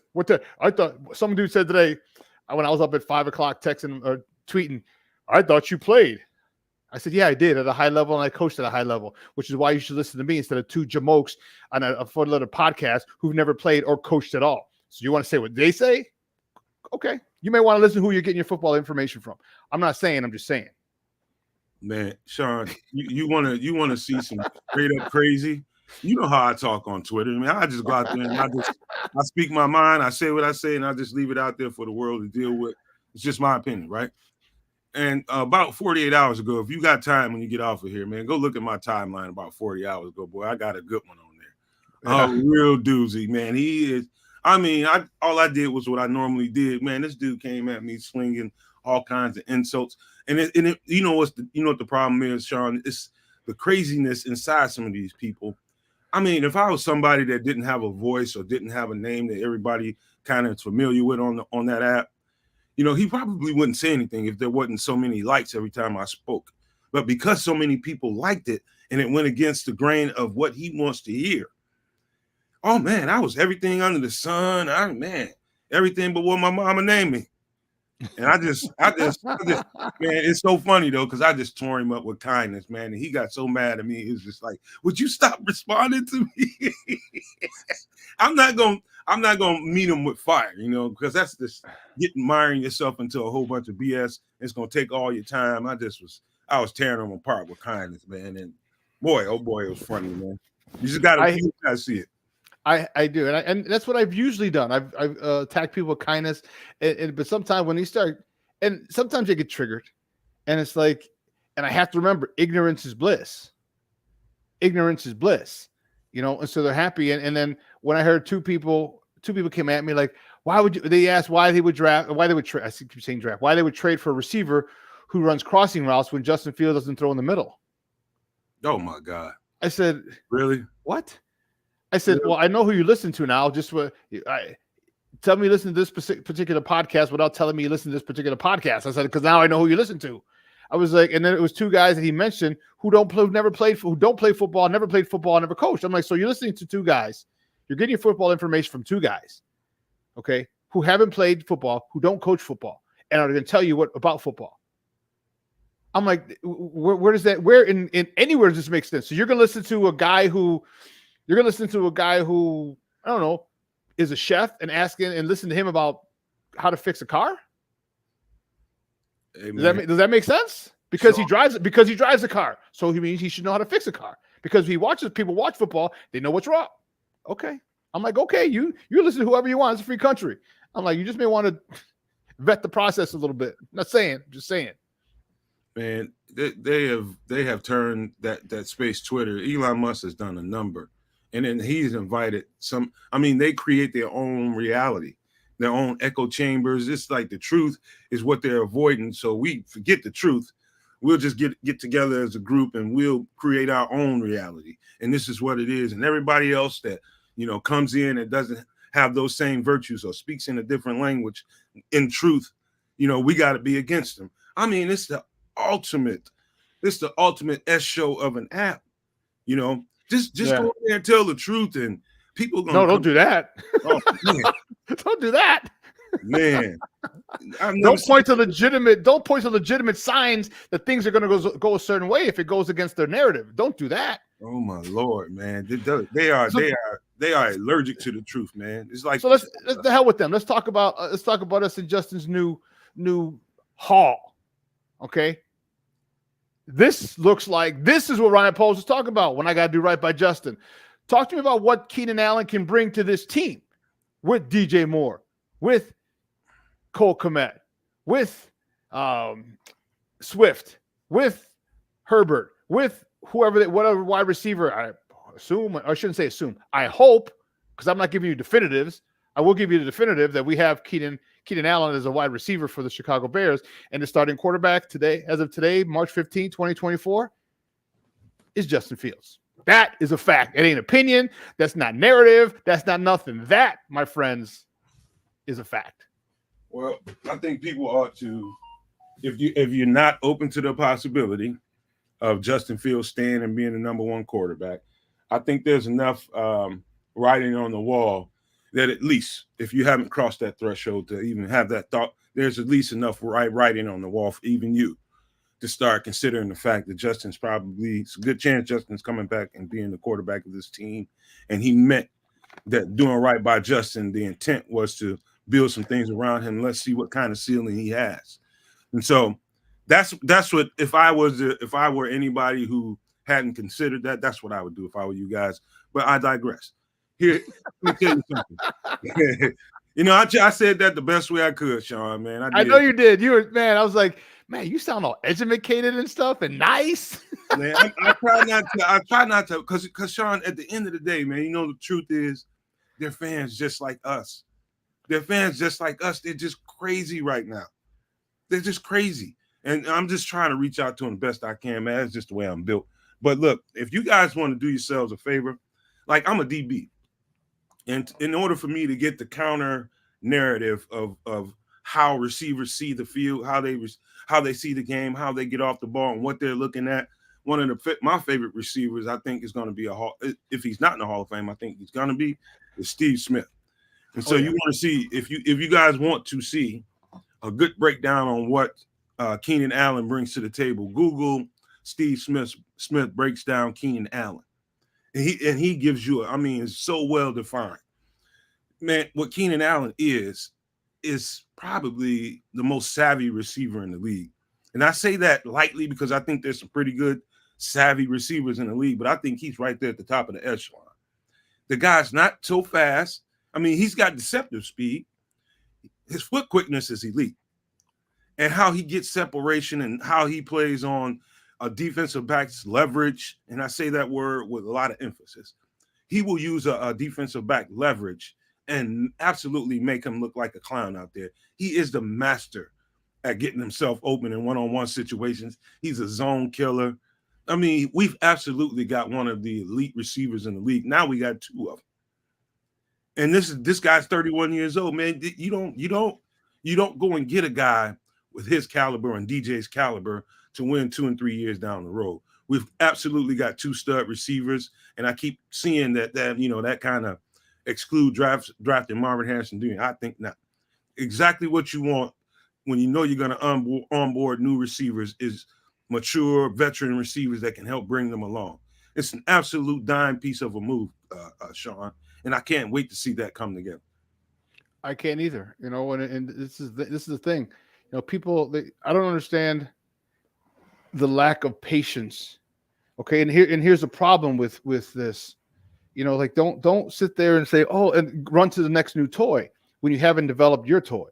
When you haven't developed what's in the house. And that's the thing. And I'm excited to see what our generational quarterback Justin Fields can do. And people have said they called me all kinds of names. What's generational? They throw his stats up. I'm like, dude, don't throw stats at me because I'll throw them back in your face.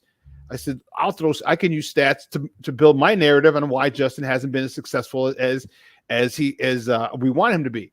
But look at what happens and people say, well, do you need everything around Justin to be perfect? I said, no. But look what happens when Justin has the best talent. Look at Ohio State. What did he do? He led them to 2 college football playoffs and 1 national championship game. So if you get him the best talent, maybe he can lead us to a couple of Super Bowls now, because now he's got where would you put this wide receiver core right now? Before we even draft a wide receiver, where would you put this dynamic duo right now in the NFL? Top 3 to 5. Top 3 to 5. It's man, I'm telling you, here's the thing, Shawn. They were curious about what would happen if you put an elite receiver around him. So boom, here came DJ Moore. DJ Moore goes out and has a career year. And so Foles feels encouraged that all we got to do is put the pieces around him. Justin will thrive. Justin will thrive if you put the right people around him. And he's got 2 elite separators. The guys that, you can't really necessarily, now that you got Keenan Allen, you put them in a triple stack on one side. Who are you going to, even if it's just those 2 and Komet in that stack, but we know it's going to be a couple of new receivers that come on board, but just put him, Komet, and Keenan Allen in a stack. What do you do with that? Somebody's going to wiggle free, and you can't double team anyone. Just the options are endless, and you have a we have a guy that has a mind for bingo. The guy that we just brought in the building is well regarded for his creativity, his on the fly ability to be able to game plan and adjust to the game. Man, dude, there is nothing that I don't think Justin Fields could do when he has the right weaponry around him and he's got the right play caller to script it up. Now, there's nothing I don't think he can do. Absolutely nothing. And I'm super excited about this, and here's why. You draft Marvin Harrison Jr. or you get Malik Neighbors. Oh, hold on. Sorry, I got a microphone thing here and it slip it down. And anyway, you get a Marvin Harrison Jr., you get a Malik Neighbors, you get a Romeo Dunze. Okay. Now you got the X and the Z. Tell me how much more dangerous, that's an old word I just made up. How much more dangerous would DJ Moore be in the slot, in motion? Talk to me about that. Oh my goodness! See, that's what's so got me so giddy, man. DJ Moore and Keenan Allen are very versatile, very versatile. Keenan probably does his most damage out of the slot to defenses. You put him in a slot against man coverage, man. You don't even have to watch your progression. Just watch that dude. He's going to get open. You just watch him, wait until he breaks on a DB, and then boom, just toss that ball out there and let him run. That's how good he is and elite he is at getting separation. DJ is the same way, but it's the amount of things that you can do to feed off of both of those guys' talent and how you can scheme things up is, man, it's astounding. It's astounding. I'm telling you, this is going to be, I think we'll go from, I don't know where we were ranked in offense with the running back that they just got, these receivers that they have now, these weapons, and the tight end we just got. Man, dude, I think we can be in the upper echelon of offense this year in the league. Oh, hell yeah. I think when I'm talking about anywhere within the top 10. And if I had to guess, I think if that comes together the way I think it will, and Waldron schemes this the right way, I think they can easily be in the top 10 in offense. We already got a top 10 defense or better. You know what I mean? Now they just I got them 7 or 8 offense. 7 or 8. Yeah. And so you put all that together, they've got a recipe of something that could really, really take the league by storm next year. You gotta like it. I mean, I don't care what you think about Justin Fields. If he stays, you see what he can do if you put a certain kind of receiver around him. He's gonna thrive. He's gonna thrive. I think you guys need to be more open-minded. All the ones that aren't, don't get so wrapped up in your narrative you can't see what's going on here, man. We got some potential here. Talk to me about the most important thing on the football field, and that's the offensive lineman. They just signed a couple. They signed Cole. They signed Coleman Shelton. Okay, he was starting. I don't know if I mentioned starting center for the Rams. Okay, and you also signed his backup. So now not only do you have a starter at center, but now you have a backup as well. And then not only that, but then they went and get Jake Curran. Okay, another tackle for depth. Talk to me about this offensive line and how they've really shored up and made this thing almost like a real NFL team. Right. I that's what I was up doing all night, man. Studying Keenan Allen, and then I went to these new offensive linemen that we pulled up. This guy right here, Jake Curran, on the screen. He's a massive dude, man. He can play everything. It appears, it appears as though right tackle, right guard is his kind of his bread and butter. He can play on the left side if you need him to. One thing that I saw that stuck out about him, and it was apparent, I looked at his scouting report too before he came out. One of the weaknesses is his hands were a little bit overly active and not disciplined. You'll see him if you go and take a look at him, you'll see in his kickback, his hands look like he's about to have an anxiety attack or something. But and I think so. He's like this, right? Is he like this? Yeah. Yes. He's got. As opposed to just wait, attack, boom, boom, boom. Yes. Yes, that's exactly what you're going to see. You're going to see it over and over again, especially if you go from his college tape to his pros. It started to quiet down a little bit as he became a pro, but it's still there. And so you mean he was coached Oh, Oh, yeah. crazy. Oh, man. Oh, geez, crazy. Yeah, it's something to see, man. But you could tell, he was getting some good work, and somebody was, working with him on it. It's going to quiet down. Neither one of those guys are probably going to be starters, but what they are is good quality depth, and that's what we lacked on the offensive line. They're good quality depth, and they're brought into this situation to do what? To compete for a starting job. Who knows what happens when you put those guys in camp? I never, ever, no matter how we acquire a guy, where he came from, if he was a UD, I don't care what he is. You never know what's going to happen when you put him in a camp, mix him up with a bunch of dudes and let him compete. And so whatever you might think that he was, I just don't make no assumptions. I have to guess that they might not start, but who knows? Who knows? Hey, look at this. Look at this. Look at our old friend. Muck. Muck the General. King Troll himself. If you think we traded for Keenan Allen to play with Justin Fields, you're delusional. If you think we traded for Keenan Allen and got to pay him $5 million on Sunday, just so you know, Muck, he's getting paid $23+ million this year. He's got to get paid $5 million on Sunday for a roster bonus. And you're going to put him with a quarterback that's going to develop? You're delusional. Hey, Muck, you do understand. Hey, Muck, you do understand that Keenan Allen has the kind of cachet in this league that he could have refused that trade. He could have refused. He's got enough respect, especially if, man, I probably looked at 3 Chargers podcasts, and I'm telling you right now, if he had said, you know what, no, you can't trade me to the Bears. Give me something else, man. Don't do me like that, dude. I'm a potential Hall of Famer here. People in San Diego not San Diego, but LA love me. He could have done that, man. Muck, you got to be kidding me, man. It's all right, man. It's going to be all right. It's going to be just fine. Justin Fields is a quarterback. It's going to be just fine, man. Yep. It'll be okay. The Bears are going to win. You'll be happy. Yep. Where do you think, how big of a jump do you think Justin takes with this added offensive talent, with an upgrade in the offensive line, with an upgrade to the wide receiver core? Even if they don't add a wide receiver, which we assume, because we don't know, we assume that they will. And to even further bolster this. And then what if they get another tight end? I assume they're going to get another one.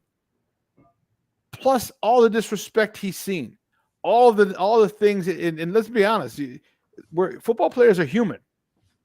Okay, they see what you're saying, and if they don't see it, their people see it.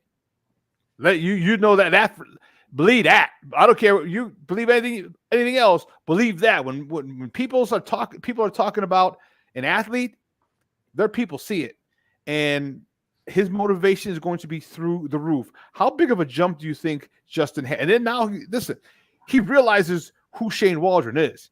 He realizes what he's done with other quarterbacks. He realizes he hasn't had the best coaching to this point. How big of a jump do you think Justin has now that all these things are in his favor this year? Yeah, here's what we have to consider. You just got to think about it in these terms. Number one, I don't think people really fully comprehend how important of a role that Chase Claypool was supposed to be under the circumstances. Yep. You take that piece out. He was the sure shot X receiver to be able to take some of the coverage away from DJ Moore, and so that no one could really focus on DJ Moore. He was able to put up career numbers with DJ Moore in situations where he was double teamed. Now you got somebody on the other side of him, and the layout kind of evens out. You can't safeties can't really jump and slide to one side or the other. Linebackers can't shade to one side or the other. Dude, he's gonna eat, man. He's gonna eat. Now he's motivated now because he's understanding that this is what Pose was trying to tell me. We're gonna put some stuff around you and put the infrastructure around you to be able to thrive. He did that minus Chase Claypool. They average about 24 to 30 points without Chase Claypool. Now you got a bona fide X receiver over there. You're gonna onboard some new talent, some young talent from the draft. There's no telling There's no telling. The separators that they have coming out of college between Marvin Harrison, Malik Neighbors, guys like Odunze. I wouldn't say he's elite at separating, but I would say Marvin Harrison, Malik Neighbors, Brian Thomas Jr., you put them 1, 2, 3, and maybe Xavier Worthy, probably the most elite 4 guys at separating. And so you talking about they can do some real damage, and Justin Fields is deadly accurate. I mean, deadly accurate. He's going to rip this league up with those kind of pieces around him. There's no doubt about it. I couldn't believe how much he was able to do without Chase Claypool. He was just a key cog in what that thing was supposed to look like. All of a sudden, boom, he was gone, and people conveniently forgot that, like we're missing a whole piece. And you got different guys trying to, go out there and play the role that Chase Claypool was supposed to play, and they just kind of strolled through it, Shawn. That's all it was. It was sprinkle a guy in there, let him do this guy do this, let this guy do that, and it was incomplete. I mean, that's the best way you can look at it. What we saw last year was absolutely incomplete. It was sufficient, but it's absolutely incomplete. You was missing a whole piece that you needed. And I think he's got it now. I think he's fired up, and I'm really looking forward to it. Talk to me about this running game, though. Talk to me about this running game. You just added a starter in DeAndre Swift. You still got Khalil Herbert, and you still got Roschon Johnson. Roschon Johnson, he's still going to be number 3. All right, Khalil was the starter until they traded for Swift. Talk to me about how competitive that's going to be, and talk to me how that's going to elevate the play of all 3 running backs. Here's the thing: we got 2 running backs that pretty much the same running back. You just in a different number, man. They're one-cut downhill runners, and that's great. Every team needs physical downhill runners. That's what we are. We want to fashion ourselves as a running team, and so you need those types of guys. This is what we didn't have last year, and I told you on the show the other day. Treston Ebner was supposed to be a certain kind of back for us. He never did pan out, and what we did over the last couple of years since him was just try to, find pieces here and there, get people off practice squads and, sign different guys to try to fill the role that he never was able to fill. All you needed was a little shake and bake. That was what you needed. We needed shake and bake. We needed that guy with lateral agility, that foot quickness to make a guy miss in a hole when Justin is dumping the ball down and when they're running the ball. He is absolutely the piece that we needed. I thought it might come in the form of Josh Jacobs or Saquon Barkley, but I am not upset about them getting DeAndre Swift. I think he's going to bring an element to this backfield that we did not have, and a level of explosion coming from the backfield that we did not have. And so when you call those screen plays, and when you call those outside zones, and it's blocked up in a certain way, and the defense kind of covers it, and that cutback lane is there. We don't have the guys that really could exploit that. They didn't have that lateral agility to boom, see the whole cutback and exploit it. Those are good two good running backs, but this one is he's different. He's a lot different than what we've had since. We haven't seen anybody like him since Tariq Cohen. Man, that's going to be. I'll tell you what, it's going to get very interesting, and I'm looking forward to March 21st. All right, March 21st is a big day for me because that is, I believe, that they're going to put that number 1 pick on the block. They're going to open it up, bidding. You know what? Let the bidding begin. Okay, because that's all the Bears are needing is his medicals, and once they get his medicals, because remember I've told you guys about my theory and how he's using the HIPAA laws, and again, kudos to his people. Okay, kudos to Caleb Williams' people. All right, but once he puts the number 1 pick on the trading block, it'll tell the NFL his medicals are okay without being able to tell the NFL his medicals were okay. And once that happens, man, now let the bidding begin. So it's gonna be really, really fun. It's gonna be exciting. I'm just so happy that I'm Keenan Allen, dude, is just insane to me. It's just really, really, really, really, really insane to me how Ryan Poles is working, man. It's insane. This dude, listen, if this guy isn't GM of the year, just get rid of that award. Just get rid of that award. His patience is unique, and his ability to be able to get contracts that really fit the situation that we're in. And it took him a minute to get us out of that cap hell that we were in, and I think he's just been real stoic and just not. The leaks. What's funny is Shawn, is all these insiders that know everything knew nothing about these moves. Yeah. Absolutely nothing. Had no freaking idea, man. And not only that, I think he's some of the leaks that have come out, like the one in particular about the Giants and the I think it's the Saints, not the Saints, but the Patriots are interested in doing what they need to do to move up. When that came out, when that story came out, I kind of followed it, and it's I think that was a plant. I think Ryan Poles put that out there to let the Commanders know, like, look, man, I know you guys are wanting to do this. I know you intend on doing it, but the stalling and kind of short dogging me right now with what you want to offer, I'm just gonna let you know if we need to, we will absolutely leapfrog you. We will absolutely leapfrog you. And I think he just ratcheted up the pressure with that. And I think that's good for us. All these people running around talking about, this is before they signed Keenan Allen last night. All the so-called, people give them clout. Our fan base gives them clout, and they sound like they know what they're doing. These people that supposed cat experts and, they do this and do that. And they're talking about Ryan Poles needs to sign a receiver. There's no reason why a receiver hasn't been signed. He's got the money. And I'm just like, dude, Ryan Poles knows what he's doing. That was the weakest receiver free agency class that I've seen in a while. So it did not surprise me that he didn't dip into it, but some of the dollars that I'm pretty sure some of those guys are going to get, it didn't surprise me that he didn't dip into the free agency class. I thought it was weak from the jump. He had a plan all along, and that was to get, trade for a guy. And now he's down to 4 picks now?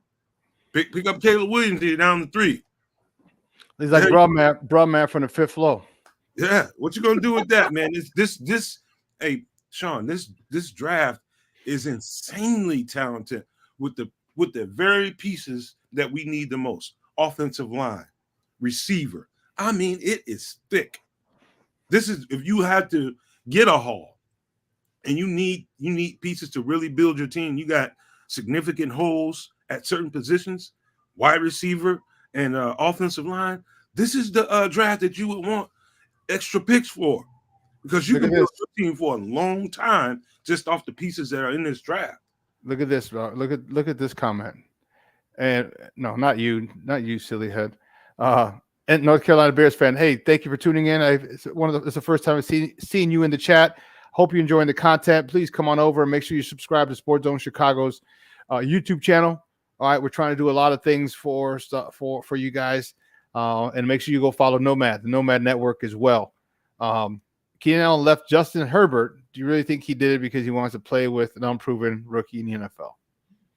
Hell no. He left because he saw what DJ did with Justin, and he feels like he can put up similar kinds of numbers and be a compliment to what they're doing. Not only that, I think it's pretty obvious what's going on here, man. Here's a situation in LA. There were I think 4 guys, maybe 5 guys that were approached to get for contract restructuring. Khalil Mack was one. He went along with it. Joey Bosa was another one. He went along with it. Might be a couple of linemen. I think Gerald Everett might have been one, but he ended up leaving. And so that's all it was. And it said, and basically Keenan Allen had enough cachet to pretty much, if other teams were out there, which I'm sure there were, if he was going to get traded, he had his pick of the litter. I'm sure he liked what Justin brought to the table and how DJ performed under Justin.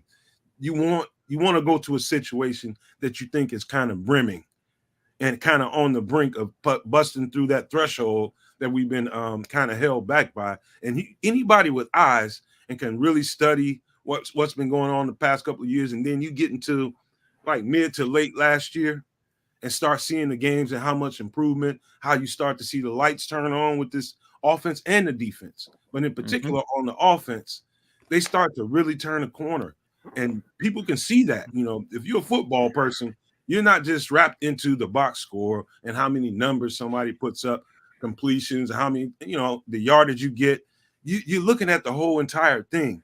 And when you look at the whole entire thing, all he did was see how he fits into the puzzle. That's it. Yeah. Okay, I'm good with that trade. Send me to Chicago. Yep. And Illinois Jones, no matter Rome wasn't built in a day. All the holes won't be filled this offseason. No one said they were. But I'll tell you what, a hell of a lot of these holes are going to be filled. Damn right. Yeah. Pause in the offseason. Because now you have a starting center. Okay. We have our starting guards in Nasty Nate and Tevin Jenkins. We have our starting right tackle in Darnell Wright. We have our starting left tackle. Whether you think there's an upgrade or not, it doesn't matter. We still have a guy who's played 2 seasons and done very well for us. Okay, at the left tackle. So we have the start. Now we got a starting line. All right, we have our starting quarterback. We upgraded the running back room. We just added another receiver. Okay, what holes do we have? Okay, edge rusher. Okay, there's a legitimate one. 3 tech. Okay, there's a legitimate one. But you have an emerging young man in Javon Dexter. And what if he takes a step forward? I think we're still going to address that in the draft and maybe free agency. But other than that, we got our free safety. We replaced one Pro Bowler or one All-Pro with another All-Pro. So what other holes are there? You know what I mean? What other holes except for depth? And that's not a hole. When we're talking holes, we're talking fill for starters. Literally 3 tech and an edge is all we need now. Nothing more, nothing less. Getting a wide receiver helps. It helps. It'll add to that wide receiver room. But man, there's only a couple holes left, 2 holes left, and that could be one could be addressed in free agency, and the other one could be addressed in the draft. There's not a lot of holes left to fill, in my opinion. You're mostly right, man. I believe. See, I think the depth. I think that's so important. Like the really, really good teams that compete from year in and year out, they're layered. Yes. Like you watch a Eagles game, and you're going to see injuries, attrition. That's just the way the world works in the NFL. Guys are going to come, they're going to go, they're going to be in, they're going to be out. And one thing you notice with the Eagles, the Ravens, teams like I can't say so much the Steelers now, but in the past, you notice really good teams, San Francisco. When one goes down, you don't notice the difference. And so to me, it's like depth is like a whole other game within itself. And when you got layered talent on your team and you don't really see the real drop-off, when a guy gets injured, that's when you're cooking with fish grease, Jack. You're cooking with fish grease now. And so I think, like you said, I think the starting roles, there's a few holes to fill, no doubt about it. But the depth, I think, to me, I always concentrate on this, Shawn. I always look at who's 2, who's 3 on the depth chart. And if guys go down, how are we looking? Because late in seasons, that's kind of what you're going to be dealing with. Guys are going to be in and out of the lineup.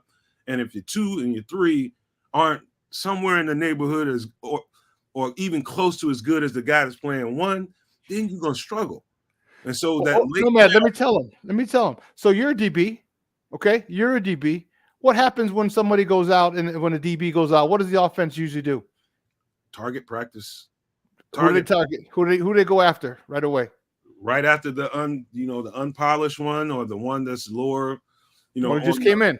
Yeah, that's what you do, man. You a DB. Those DBs they have to be coached up right, and they've got to have a certain level of talent. They've got to. They need to have seen enough football. In the last couple of years, we've been bringing young DBs up and throwing them right into the hot grease, man. And they've been learning. And I think, what those guys have cataloged and what they're going to bring to the table come next year is going to be something different and something special to see. Now, go ahead. You about to say something? Yeah. And I was saying, and so that's what, and if you don't think that defensive coordinators, and I'll tell you, because I was a defensive coordinator. Okay. If you don't think they got, and I had one guy say, hey, they switched to new lineman. A new lineman went in. Their offensive lineman went out. So if you don't think that when a fresh, jersey clean offensive lineman comes into a game, I'm not going to run a stunt on him.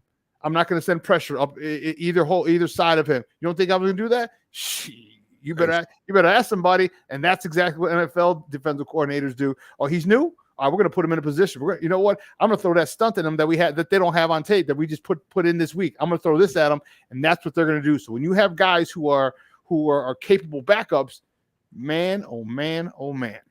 And we got punished early in the season, especially not this past season, but the season before that. We got punished in the secondary. Our safeties, that was the weakest position on the team. If you had to ask me, if I broke it down, I don't know that it even got better last year. I think we were a starter.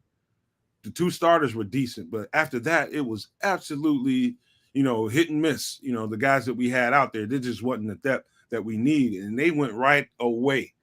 Right away, they went out there and shored up that backside of the defense and got safeties and some good secondary help. And I feel like it's night and day how I feel about the backside of the defense as opposed to even this season that just passed. The guys that we got some quality depth now in the secondary. Some real quality depth. And so, I think people ought to not ignore that. Those guys weren't just chopped meat, man.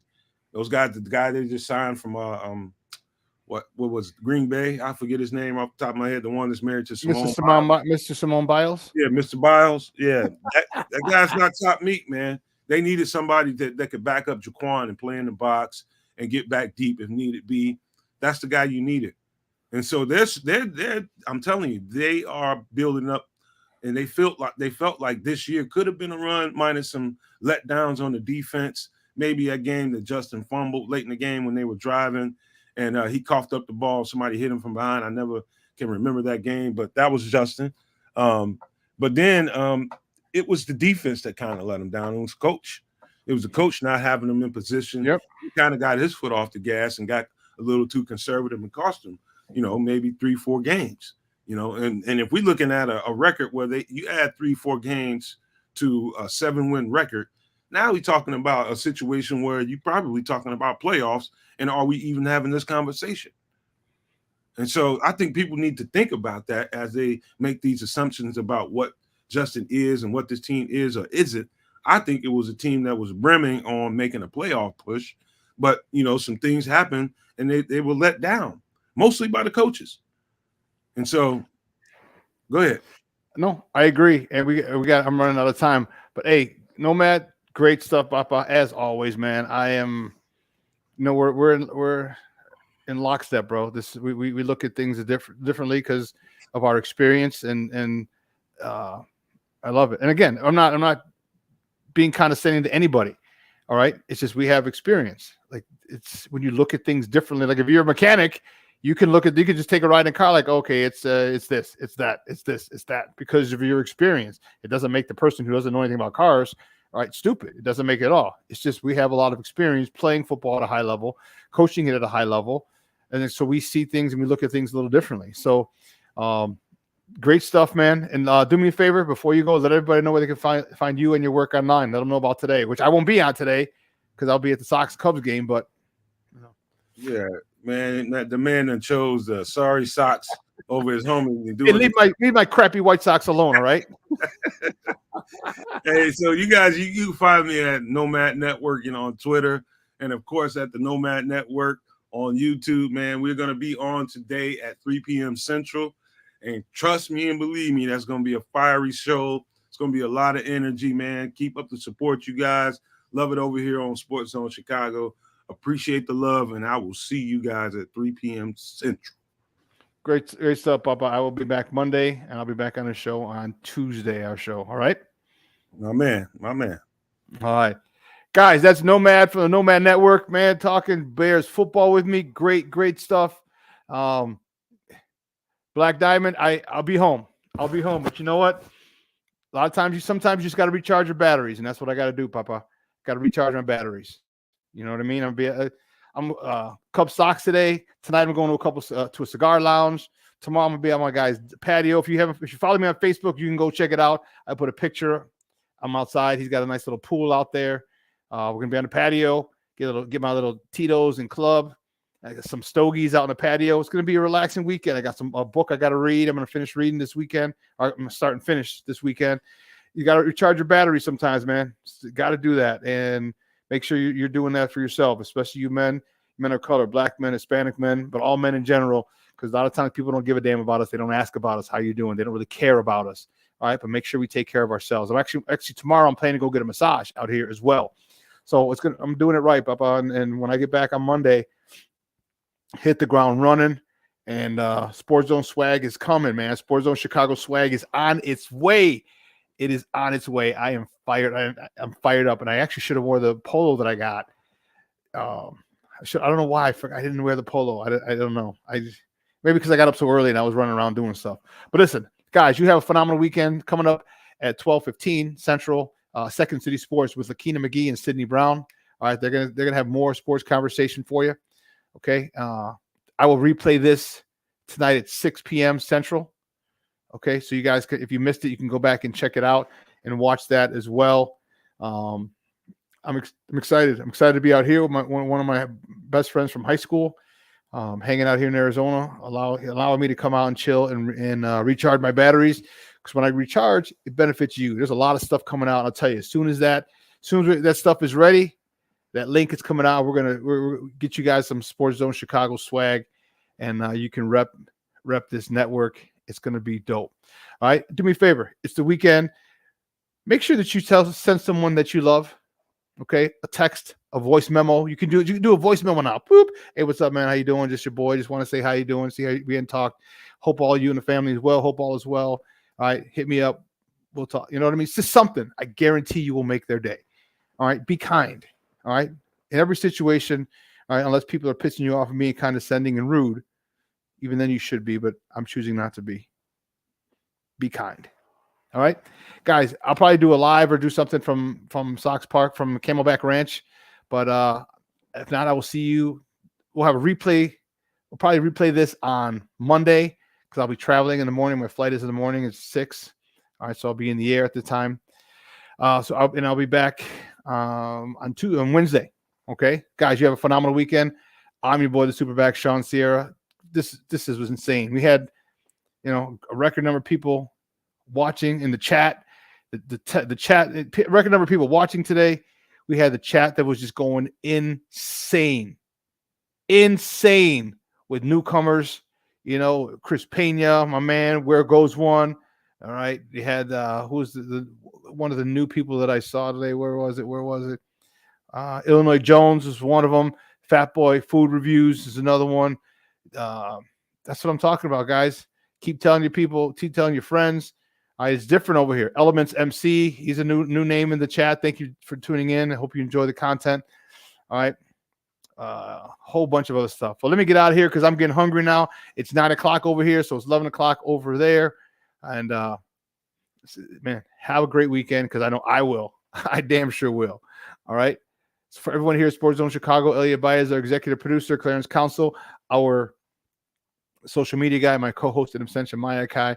I'm your boy, the SuperBack, Shawn Sierra. Guys, have a phenomenal weekend.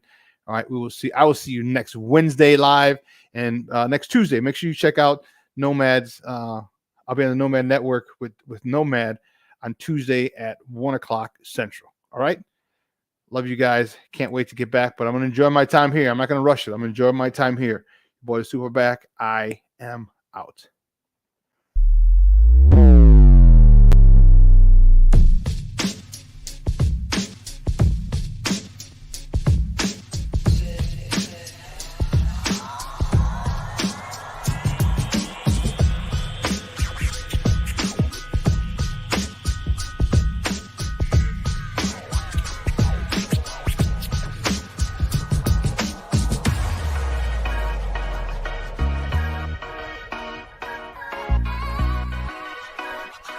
You